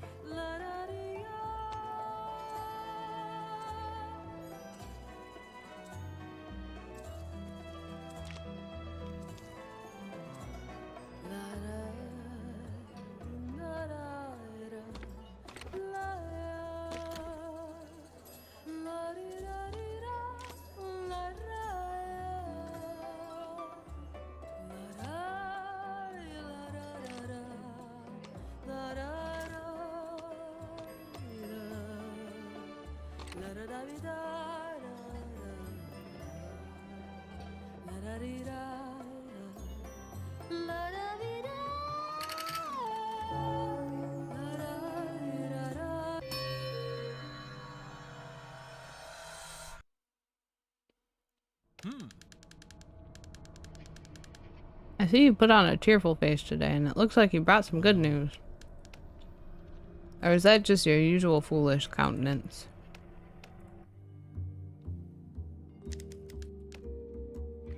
Oh, Rubio, what to say about you? You have let yourself fall for the enchantments of that fleeting chanteuse, the so-called diva Sophia.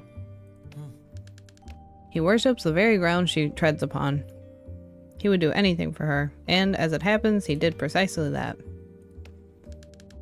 Our enterprise was perfectly poised for success. After all, we had even begun to ruffle the feathers of certain individuals. Rubio tisks tisks. Suddenly, on a beautiful day, he decided to terminate the contract. He muttered something about the business taking a direction that no longer sat well with him, or something of the sort. Naturally, I already knew the true reason behind it. A visionary such as myself will always notice such nuances. But Sophia confirmed our suspicions when she said he dismantled his business and even threatened his partner just to defend me. Sophia refers to me as Rubio's partner, but that is but a euphemism, as if we're equals. I was the true soul of that venture. I can hardly fathom that Rubio traded me for some platonic love. As if that could spare her career from unraveling into nothingness. Could Rubio have any hand in my demise, or even could he have been my assassin? Given Rubio's temperament, I would be quite astonished, but we mustn't rule anyone out, must we? If Rubio was capable of crushing my soul, then why would he not also be capable of crushing my body? We proceed with the investigation, detective. We never know what revelations may lie ahead. Listen, aside from the fact that he's like usually sleeping.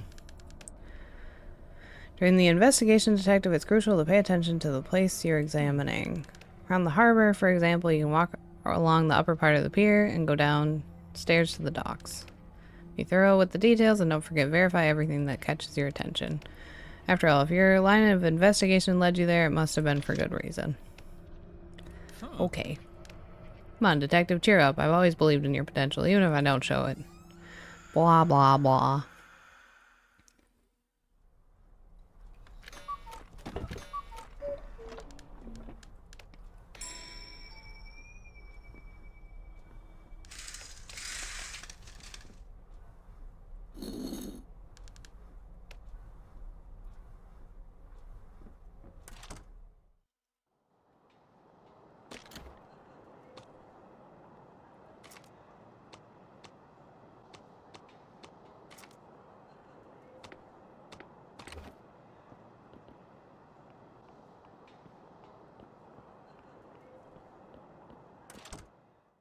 Okay, we'll leave the eclair this time.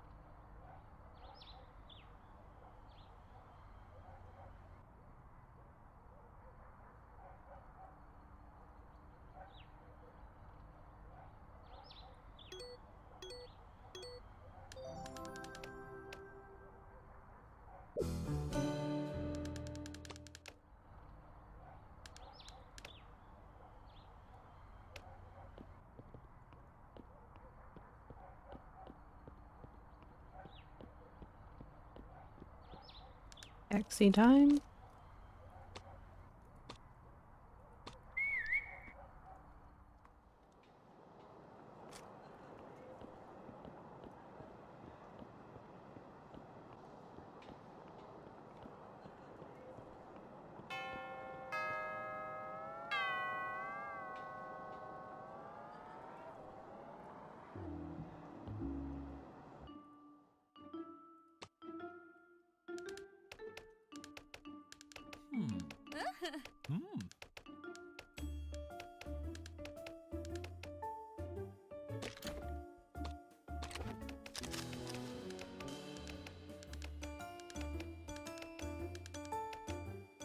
Okay. Thankfully, we've been through most of the questions now.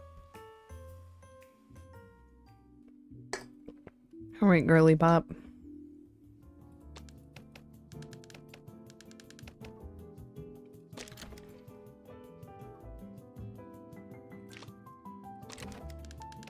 Some people in the city are staunch critics of the Midnight Club. Do you have any comments on this?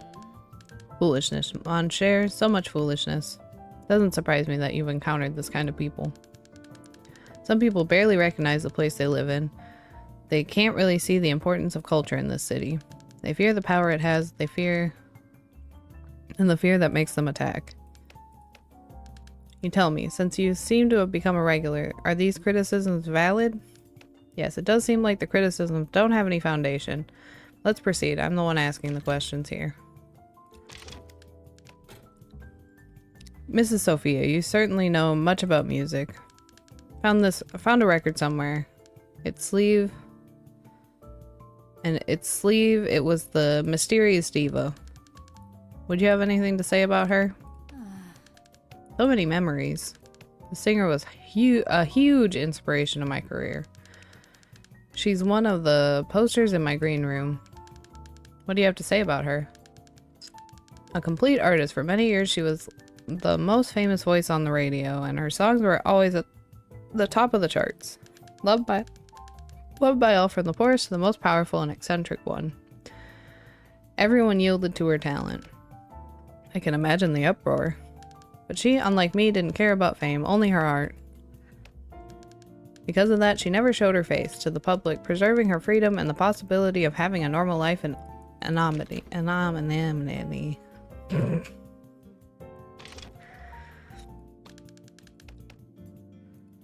Okay, that's all. It's a pleasure, Mr. Detective.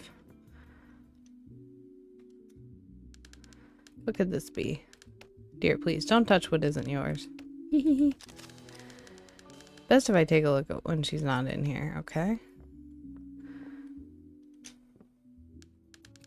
Oh, why did he have to get in too? Don't you worry, dear. I'll talk to all of you. She talked to me. She answered me. What now? It's a great Sophia to me, Miss Honor. Oh no, leave it alone. Anything else for us to look at? Okay.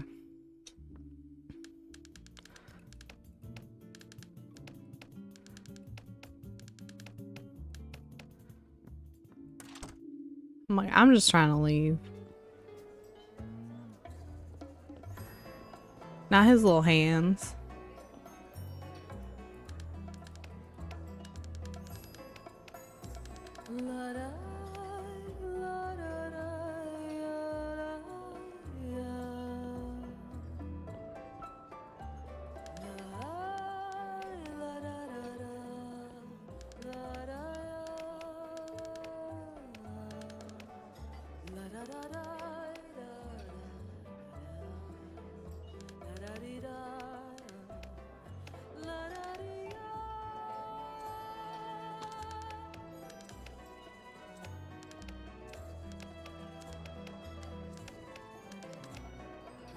Okay, that didn't help.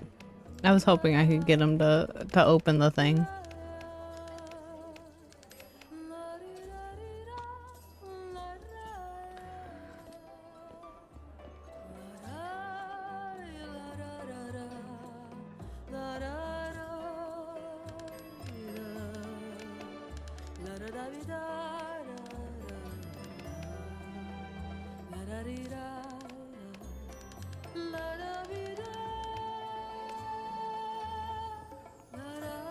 Okay, so I think tomorrow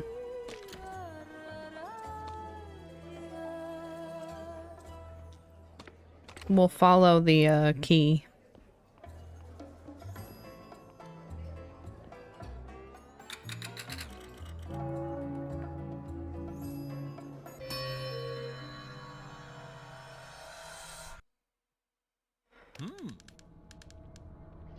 Yeah, sure you don't.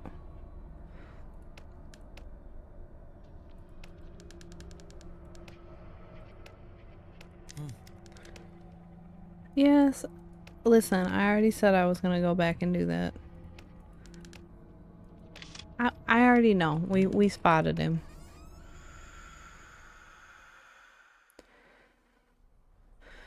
Okay.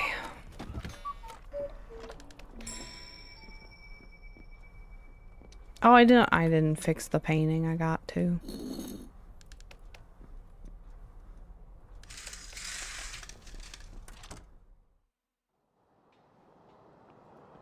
Okay, go get the eclair, get the man mad at me.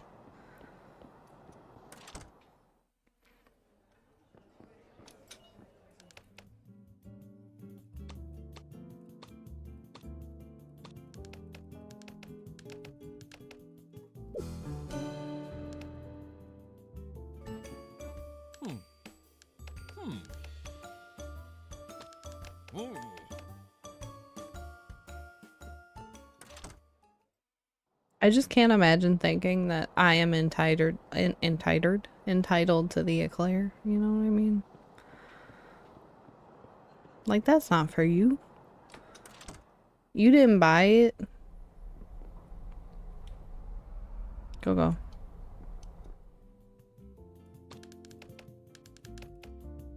Do I have anything new to ask him about? No.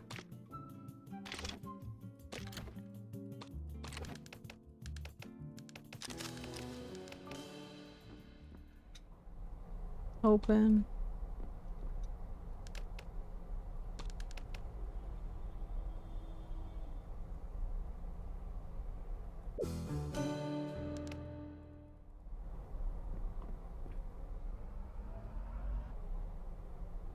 Hurry it up.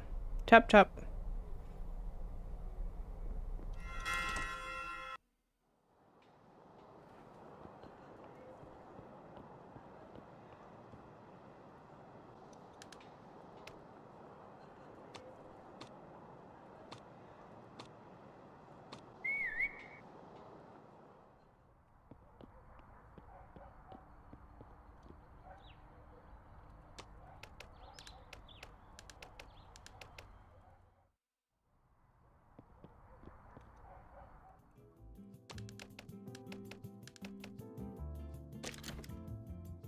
We really don't want to ask him about any of the other stuff? Okay.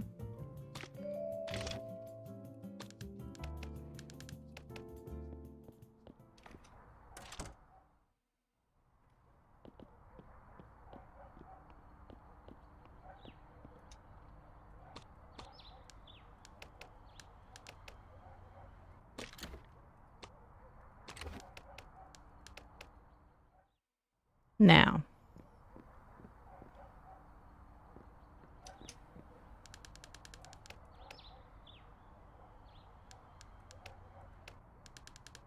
These are travel suitcases, and they seem to be packed. Who do they belong to? The tags read Rosalia Neves. Maybe she was trying to hide this behind the curtain? Looks like they've been recently packed. Why is that, girl?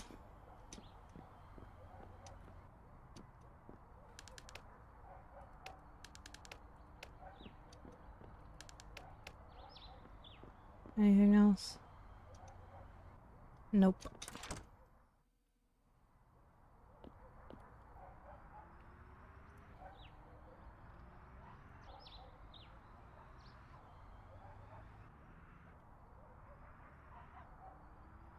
Should we ask her why her bags are packed?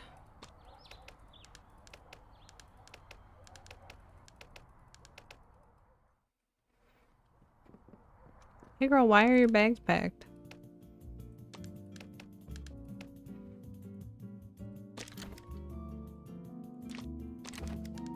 You going on a vacation, Mrs. Neves? Vacation? What an absurd question. A lady never goes on a vacation. Why do you ask?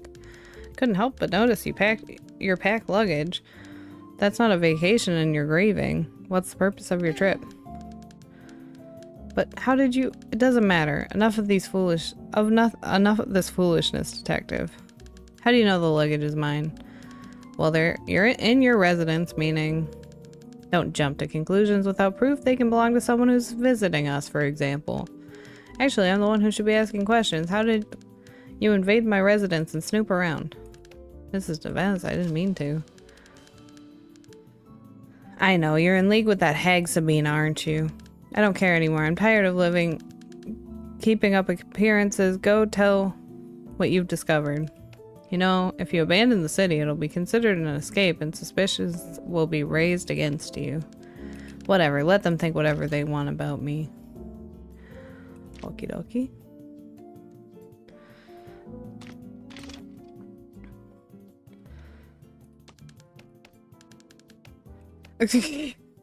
That was not the conversation we just had.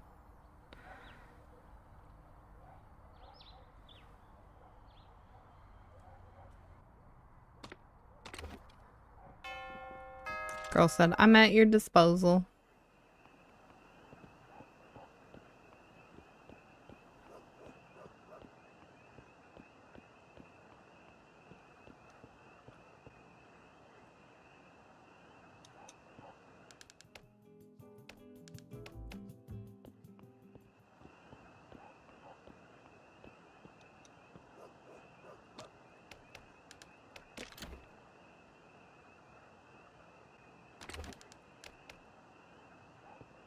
Excuse me, sir, who are you?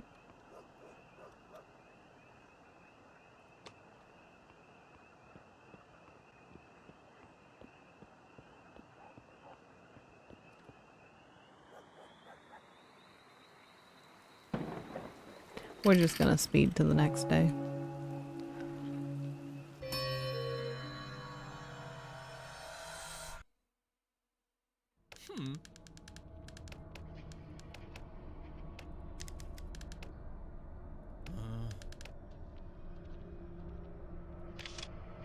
So talk to Sabina, okay.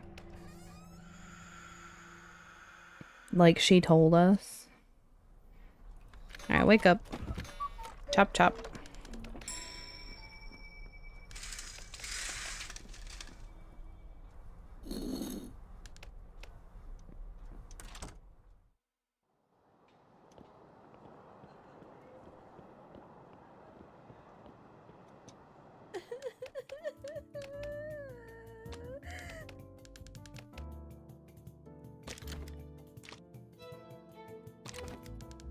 Found bags full of clothes and perfume bottles at Mrs. Neves's house.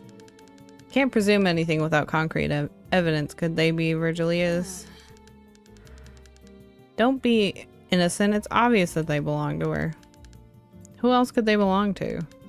To anyone, really, Mrs. Kubas.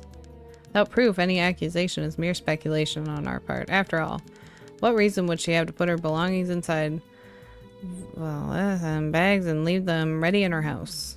Reasons? Since when do the impious need reasons to succumb to their impulses?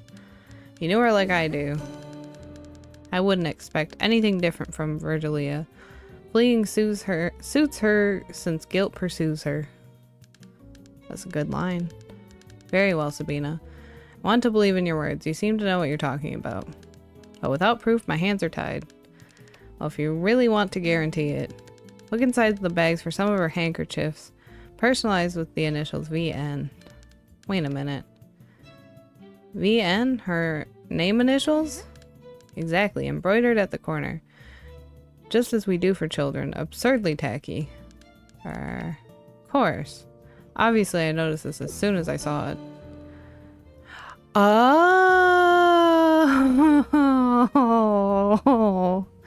Us. We would. What idiot would read a handkerchief upside down? Oh. Well. Silly us.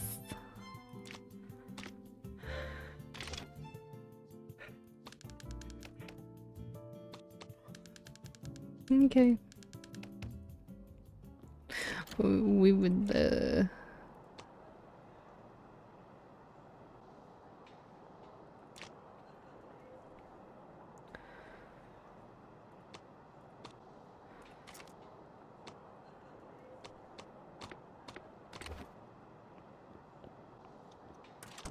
Okay, let's go to the pharmacy. Yeah. Would you have anything to say about this? No? Okay.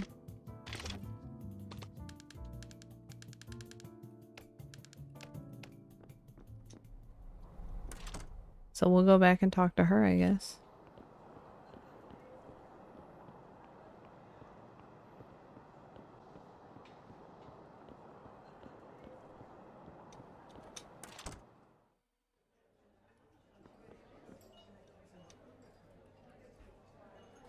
Damn, I was gonna try and get it and give it to him.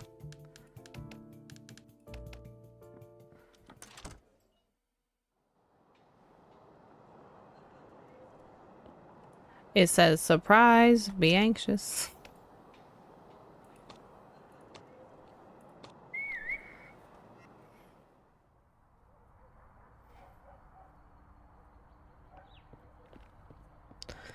Okay, is Girly Pop at home?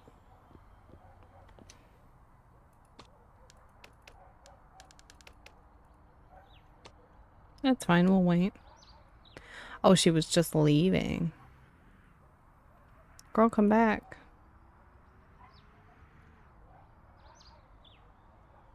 She came back.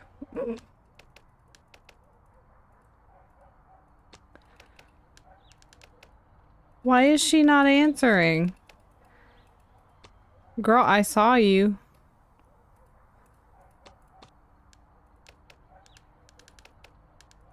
Okay. I'm like... Hello, ma'am.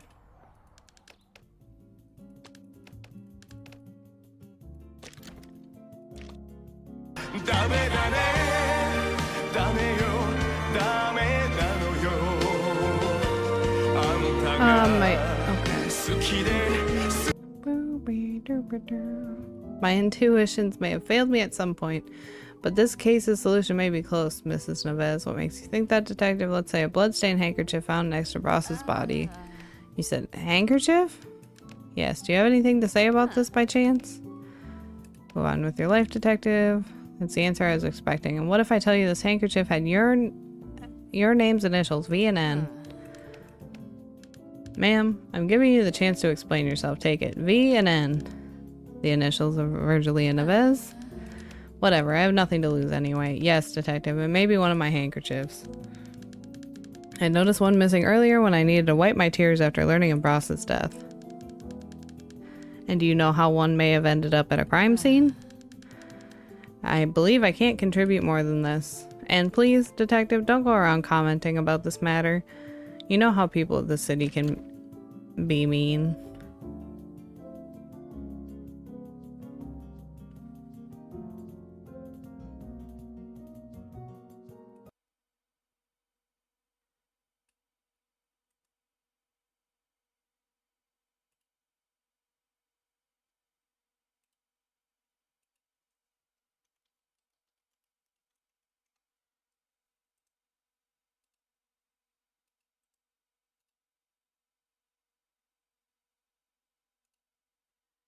I'm really, really, really, really, really enjoying it.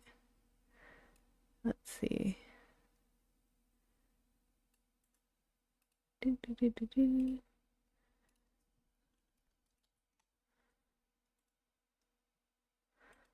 Paste.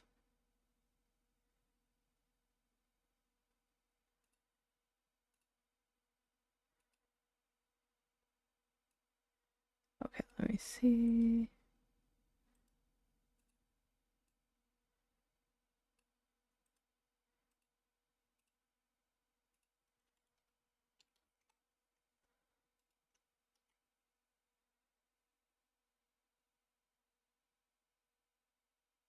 Okay, I'll look into those. Let me make a note.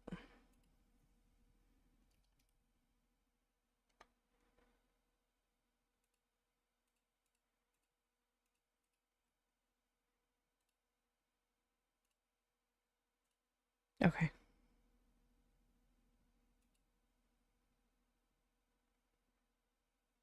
Here we go. All right. Okay. So I think that's all we can do here.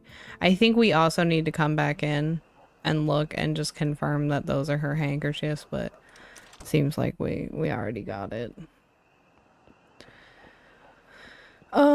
Maybe tomorrow then, because I don't know how much more we have to do. We talked to Sabina.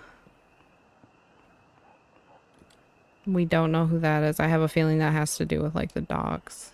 So we'll just chill.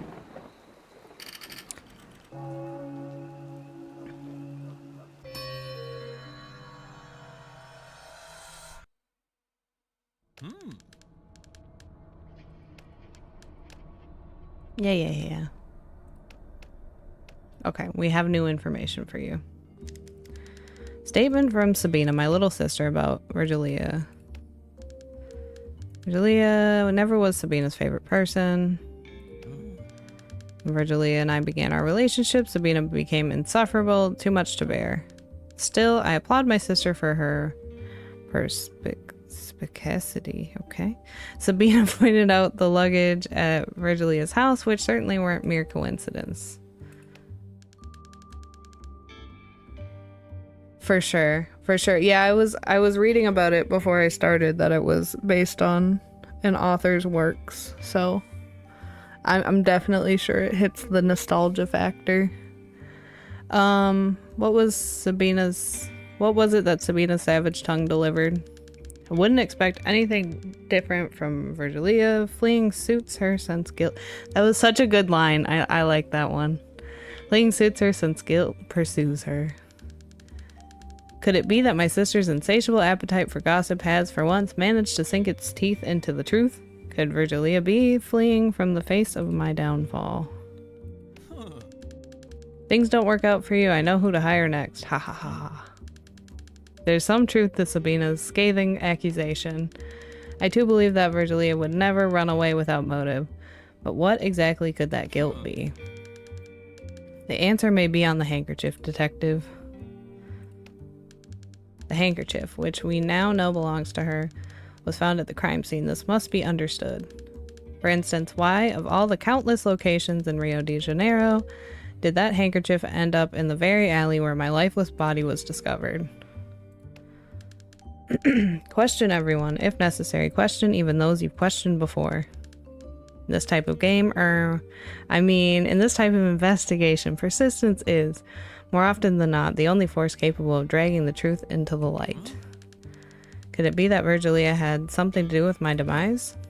First, Crispum claims that his cousin is very capable of defending herself. Next, Sabina observes that Virgilia was on the verge of fleeing, seemingly prepared to leave the city, a behavior that can only be described as highly suspicious. Press on with the investigation. It seems that Virgilia might, in fact, have a hand in my demise. Alright. You found out that the bloodied handkerchief was Virgilia's. What a scandal. Imagine the fuss if Lobo Neves learns about it. I'd love to see the look on his face. Like a dog that's been left out in the rain. Okay. Well, we already know how to get in the club. We just gotta give him the eclair. I was hoping to do that before he got it, but we just missed it. Fix our painting. Got to.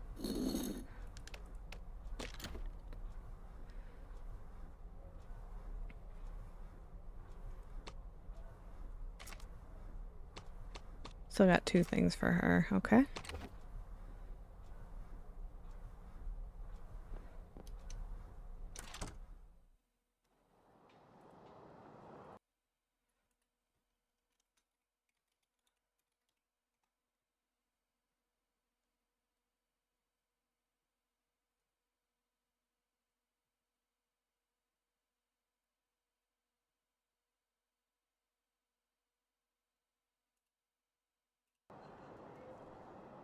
Okay. Oh yeah, I want to go to the cafe. The books referenced in the game, the best. Okay. I'll have to look into it. Give me the eclair. Buy. Confirm.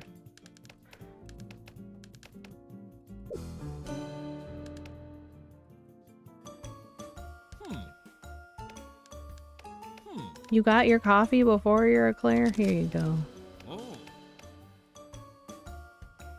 Now he's in a good mood. Now we can talk to him. Okay.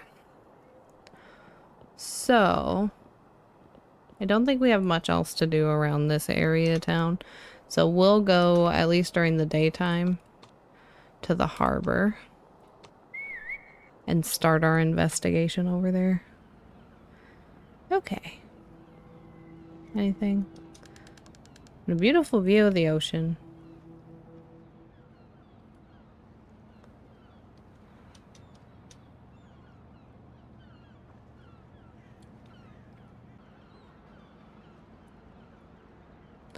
I could aimlessly go every 5 degrees. But I just don't think that'll be a worthwhile use of my time. Ooh. Well, that was easier than I expected. What's this?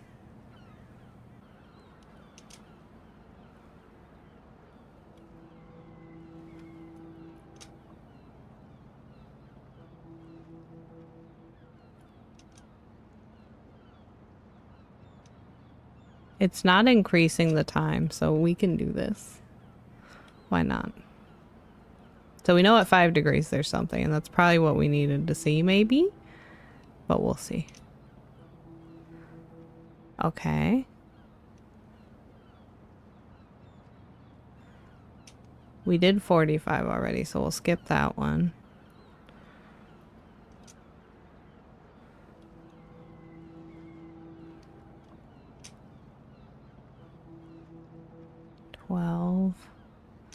Buoy 12 is at 55.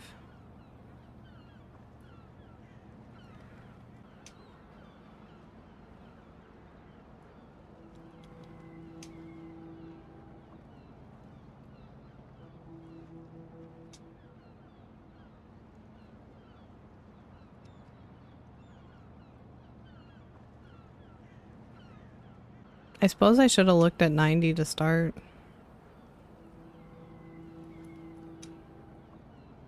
Anything? And just a little bit to the right.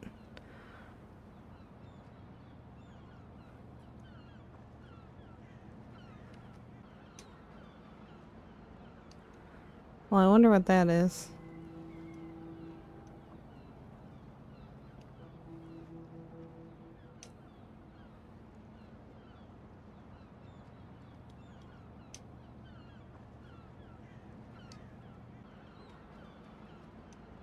Isn't it nice that we have infinite time?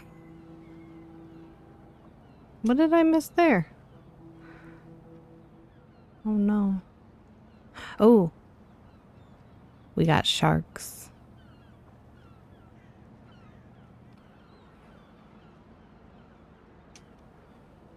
Don't get ate.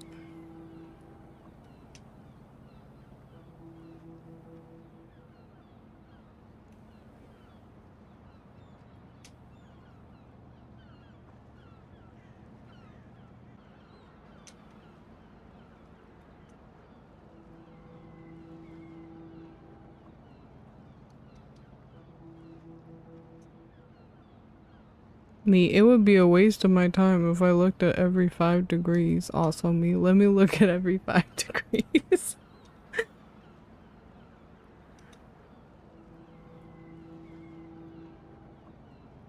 Well, we found special things. Now I want to. Okay, good. I'm glad you feel better. Ooh. So we have something crashed over there.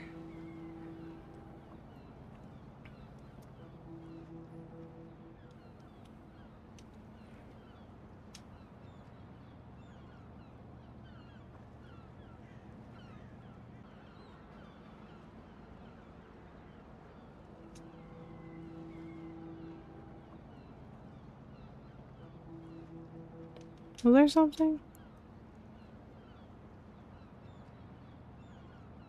No? Okay. And the lighthouse is over there.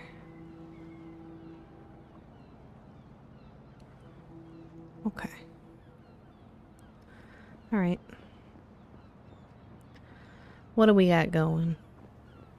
We won't go downstairs yet. The fraternity. I think... It's garbage. I won't scavenge this one either. Okay, well maybe we should. Just saying. Okay, so we'll go down. We got birdies. A lion is drawn on this box. The seagulls are having a field day. We don't have anything to open the box. Wait, well, what's this? What a mess. Seems to me that this mailbox fared worse in a fight. Is there any interesting mail? Oh. Hello, pal. Do you work here at the harbor? Now that I'm talking to you, no. Got it. You work, for Sabina. Only 2 days? Better watch my step. That's probably true. Let's hop on the boat. No.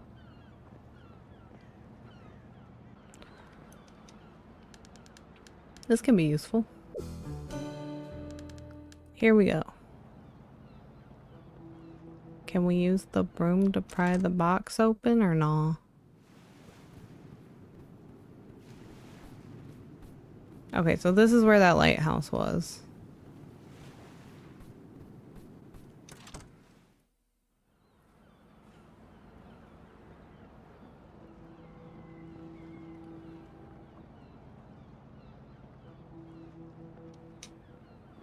I didn't want to look at that again.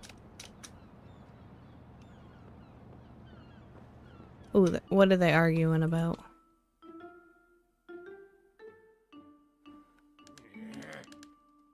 Finally, it was about temps.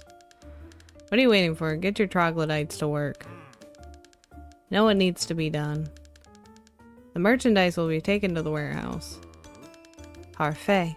I want everything unloaded before some rubberneck gets here. I don't know who that would be. Yeah, I'll get it over with quickly. Send spoiled stuffed shirt. Okay. Do you want to talk now?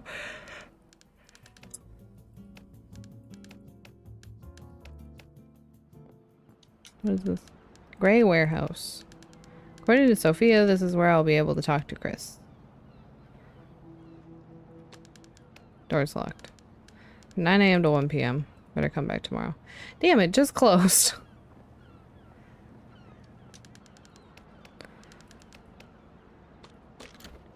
Room? Shoo. Get out of here. They have been shooed. Lion is drawn on this box. Good, the lion is more visible now. Great.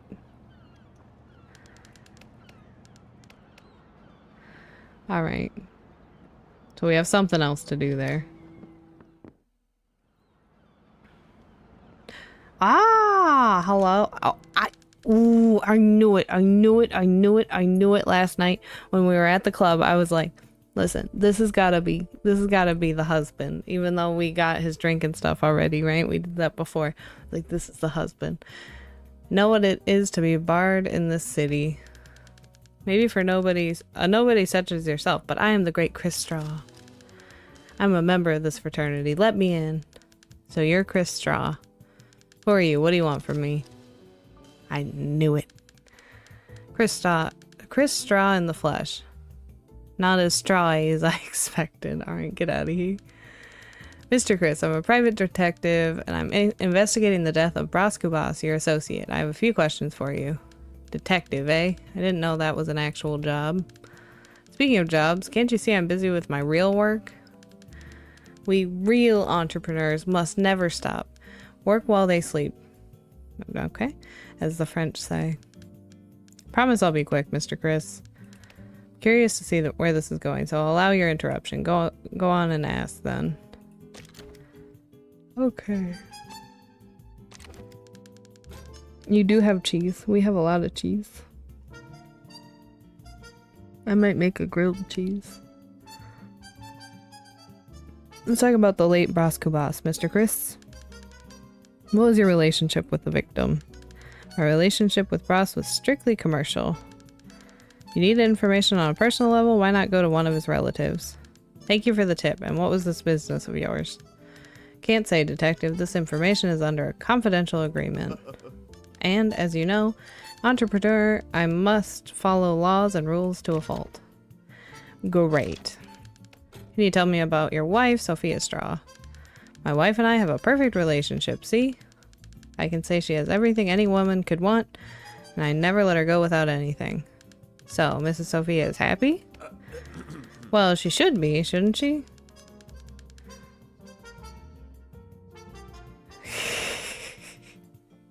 Can't be with her every minute, every time.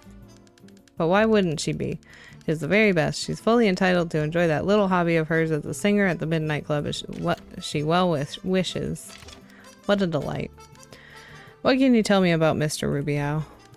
Mr. Rubiao? Oh yes, Rubiao. He's an old-time friend. Very lucky man who got rich overnight. He never fought for his fortune, you know? If even the smallest can achieve success, imagine what the big ones can do. Those who are prepared for every opportunity. You sure you consider him a friend? Do strong words scare you, Detective? I see some of them in you, your weakness. Some people are unstable and get carried away by their emotions. Interesting. Is that how you see Rubiao? Sure. It's not my usual, but I've been sort of worried about Rubiao after everything that's happened. Actually, I took the liberty to tell him that myself. How so? Could you be more specific? I don't know, the only person I needed to justify myself to was myself. Everything I had to say to him is in the letter I sent him. A letter? Oh, he definitely did not get it, I can promise you that. Must have gotten it already. But Rubiao being who he is, he must have forgotten to check the mail. That's likely. Time's up, now go bother someone else. Au revoir.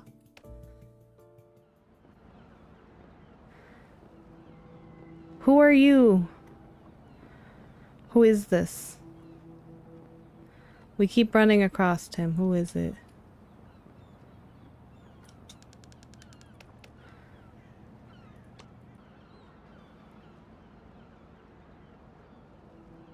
Are they done unloading?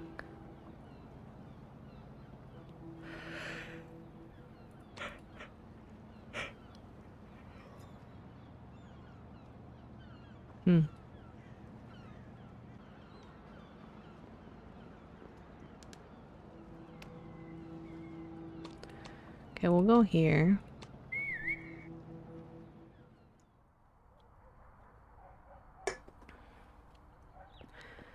And we'll go check our dear friend's mail.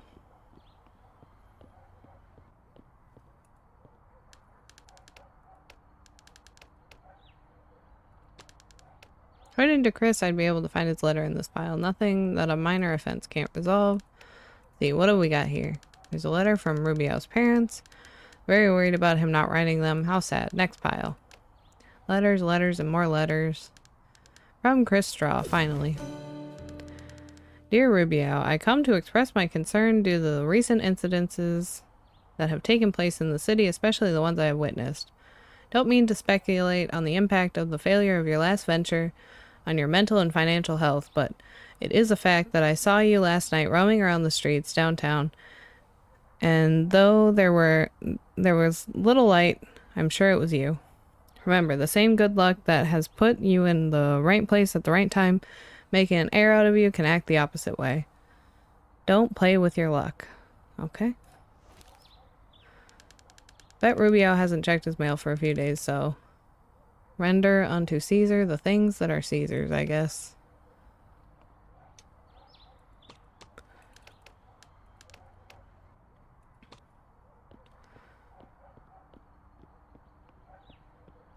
Okay.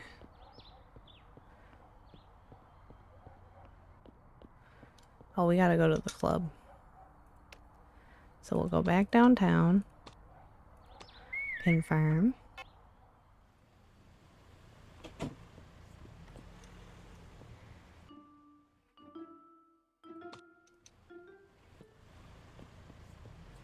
I assume that's him.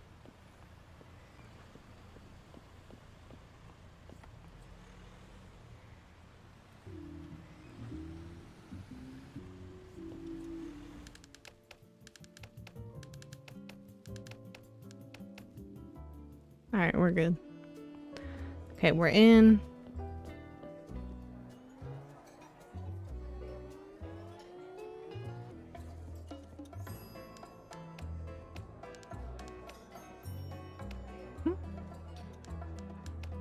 I got what I needed here in the club. Hey man, are you talking to yourself? Get your act together, otherwise Casa Verde is always on the lookout for new guests. Interesting.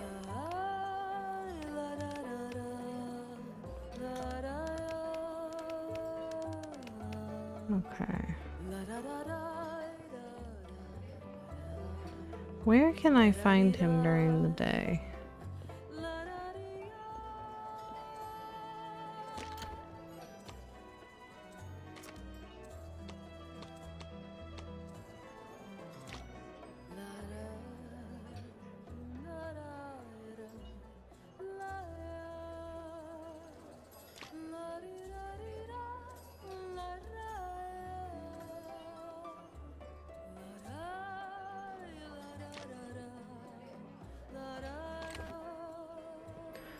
Okay.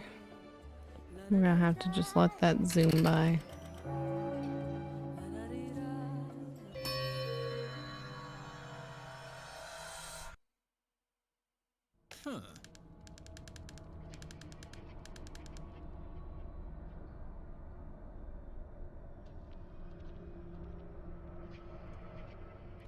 Alright. Hello, detective. How is our investigation going? Sneaking off dark alleys, listening behind doors, blah blah blah. Okay, let's go through it.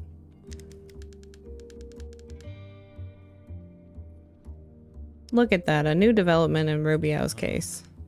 On one side, we have Chris, someone said to be completely driven by reason, who claims to be a business eagle, right? On the other, we have Rubio, an amiable person, sentimental, driven by emotions more often than by reason. Listen, I don't get it. I can barely go through a half gallon before it expires. This is the kind of combination that makes no sense to me. How can two men so different from each other be friends? Even more so with Chris's sharp tongue when referring to his friend. Some people are unstable and get carried away by their emotions. Could Chris be aware of something in Rubio's nature that we're not? Something hidden beneath the surface of a man who appears calm? Chris mentioned a letter, detective, in which he supposedly expressed his concerns about Rubio. What's behind the supposed concern Chris has for Rubio? We're the only ones who can unravel this plot. Find this letter, dear investigator. Rubio may be more of a suspect than we originally thought. I did find the letter. How dare. What do you got? My dear detective. Life is much like a game, is it not? But be warned, do not grow too excited. You are not the one in control. You are but a humble pawn on this vast cosmic board. Reality, in its somewhat ironic generosity, does offer you some choices, yes. But in the end, the rules are set by others. It's much like those complex board games, where one believes to make crucial decisions when in truth everything has already been written. The great question that haunts me in these posthumous musings is this. Is there a great game master, a god, or is it all the work of a mad algorithm? Well, should you happen to find out, do me the favor of letting me know, will you? Now that you found out about my partner, Chris Straw, be interesting to hear what he has to say about the plaster, okay? Alright. Bro, I don't even know how you're paying me. Let's be so for real.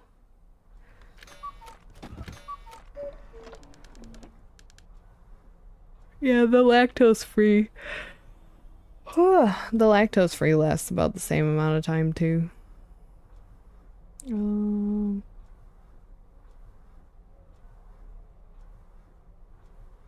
Okay. Will things be different today? I doubt it. Okay. I think this should auto save where we are. So I'm gonna stop here for right now. We will get back to this next Tuesday. Let's see here. Let's raid over to Rambo. He is doing a charity stream. He's on day 4 of his charity stream for Gamers for Giving. So we will raid over. It looks like he's back in Retro Rewind. We love it. We love it. Alright, gang. I will see y'all back here tonight at 7 p.m. Central for some more Persona 3 Reload. See y'all later. Bye, gang. Love y'all.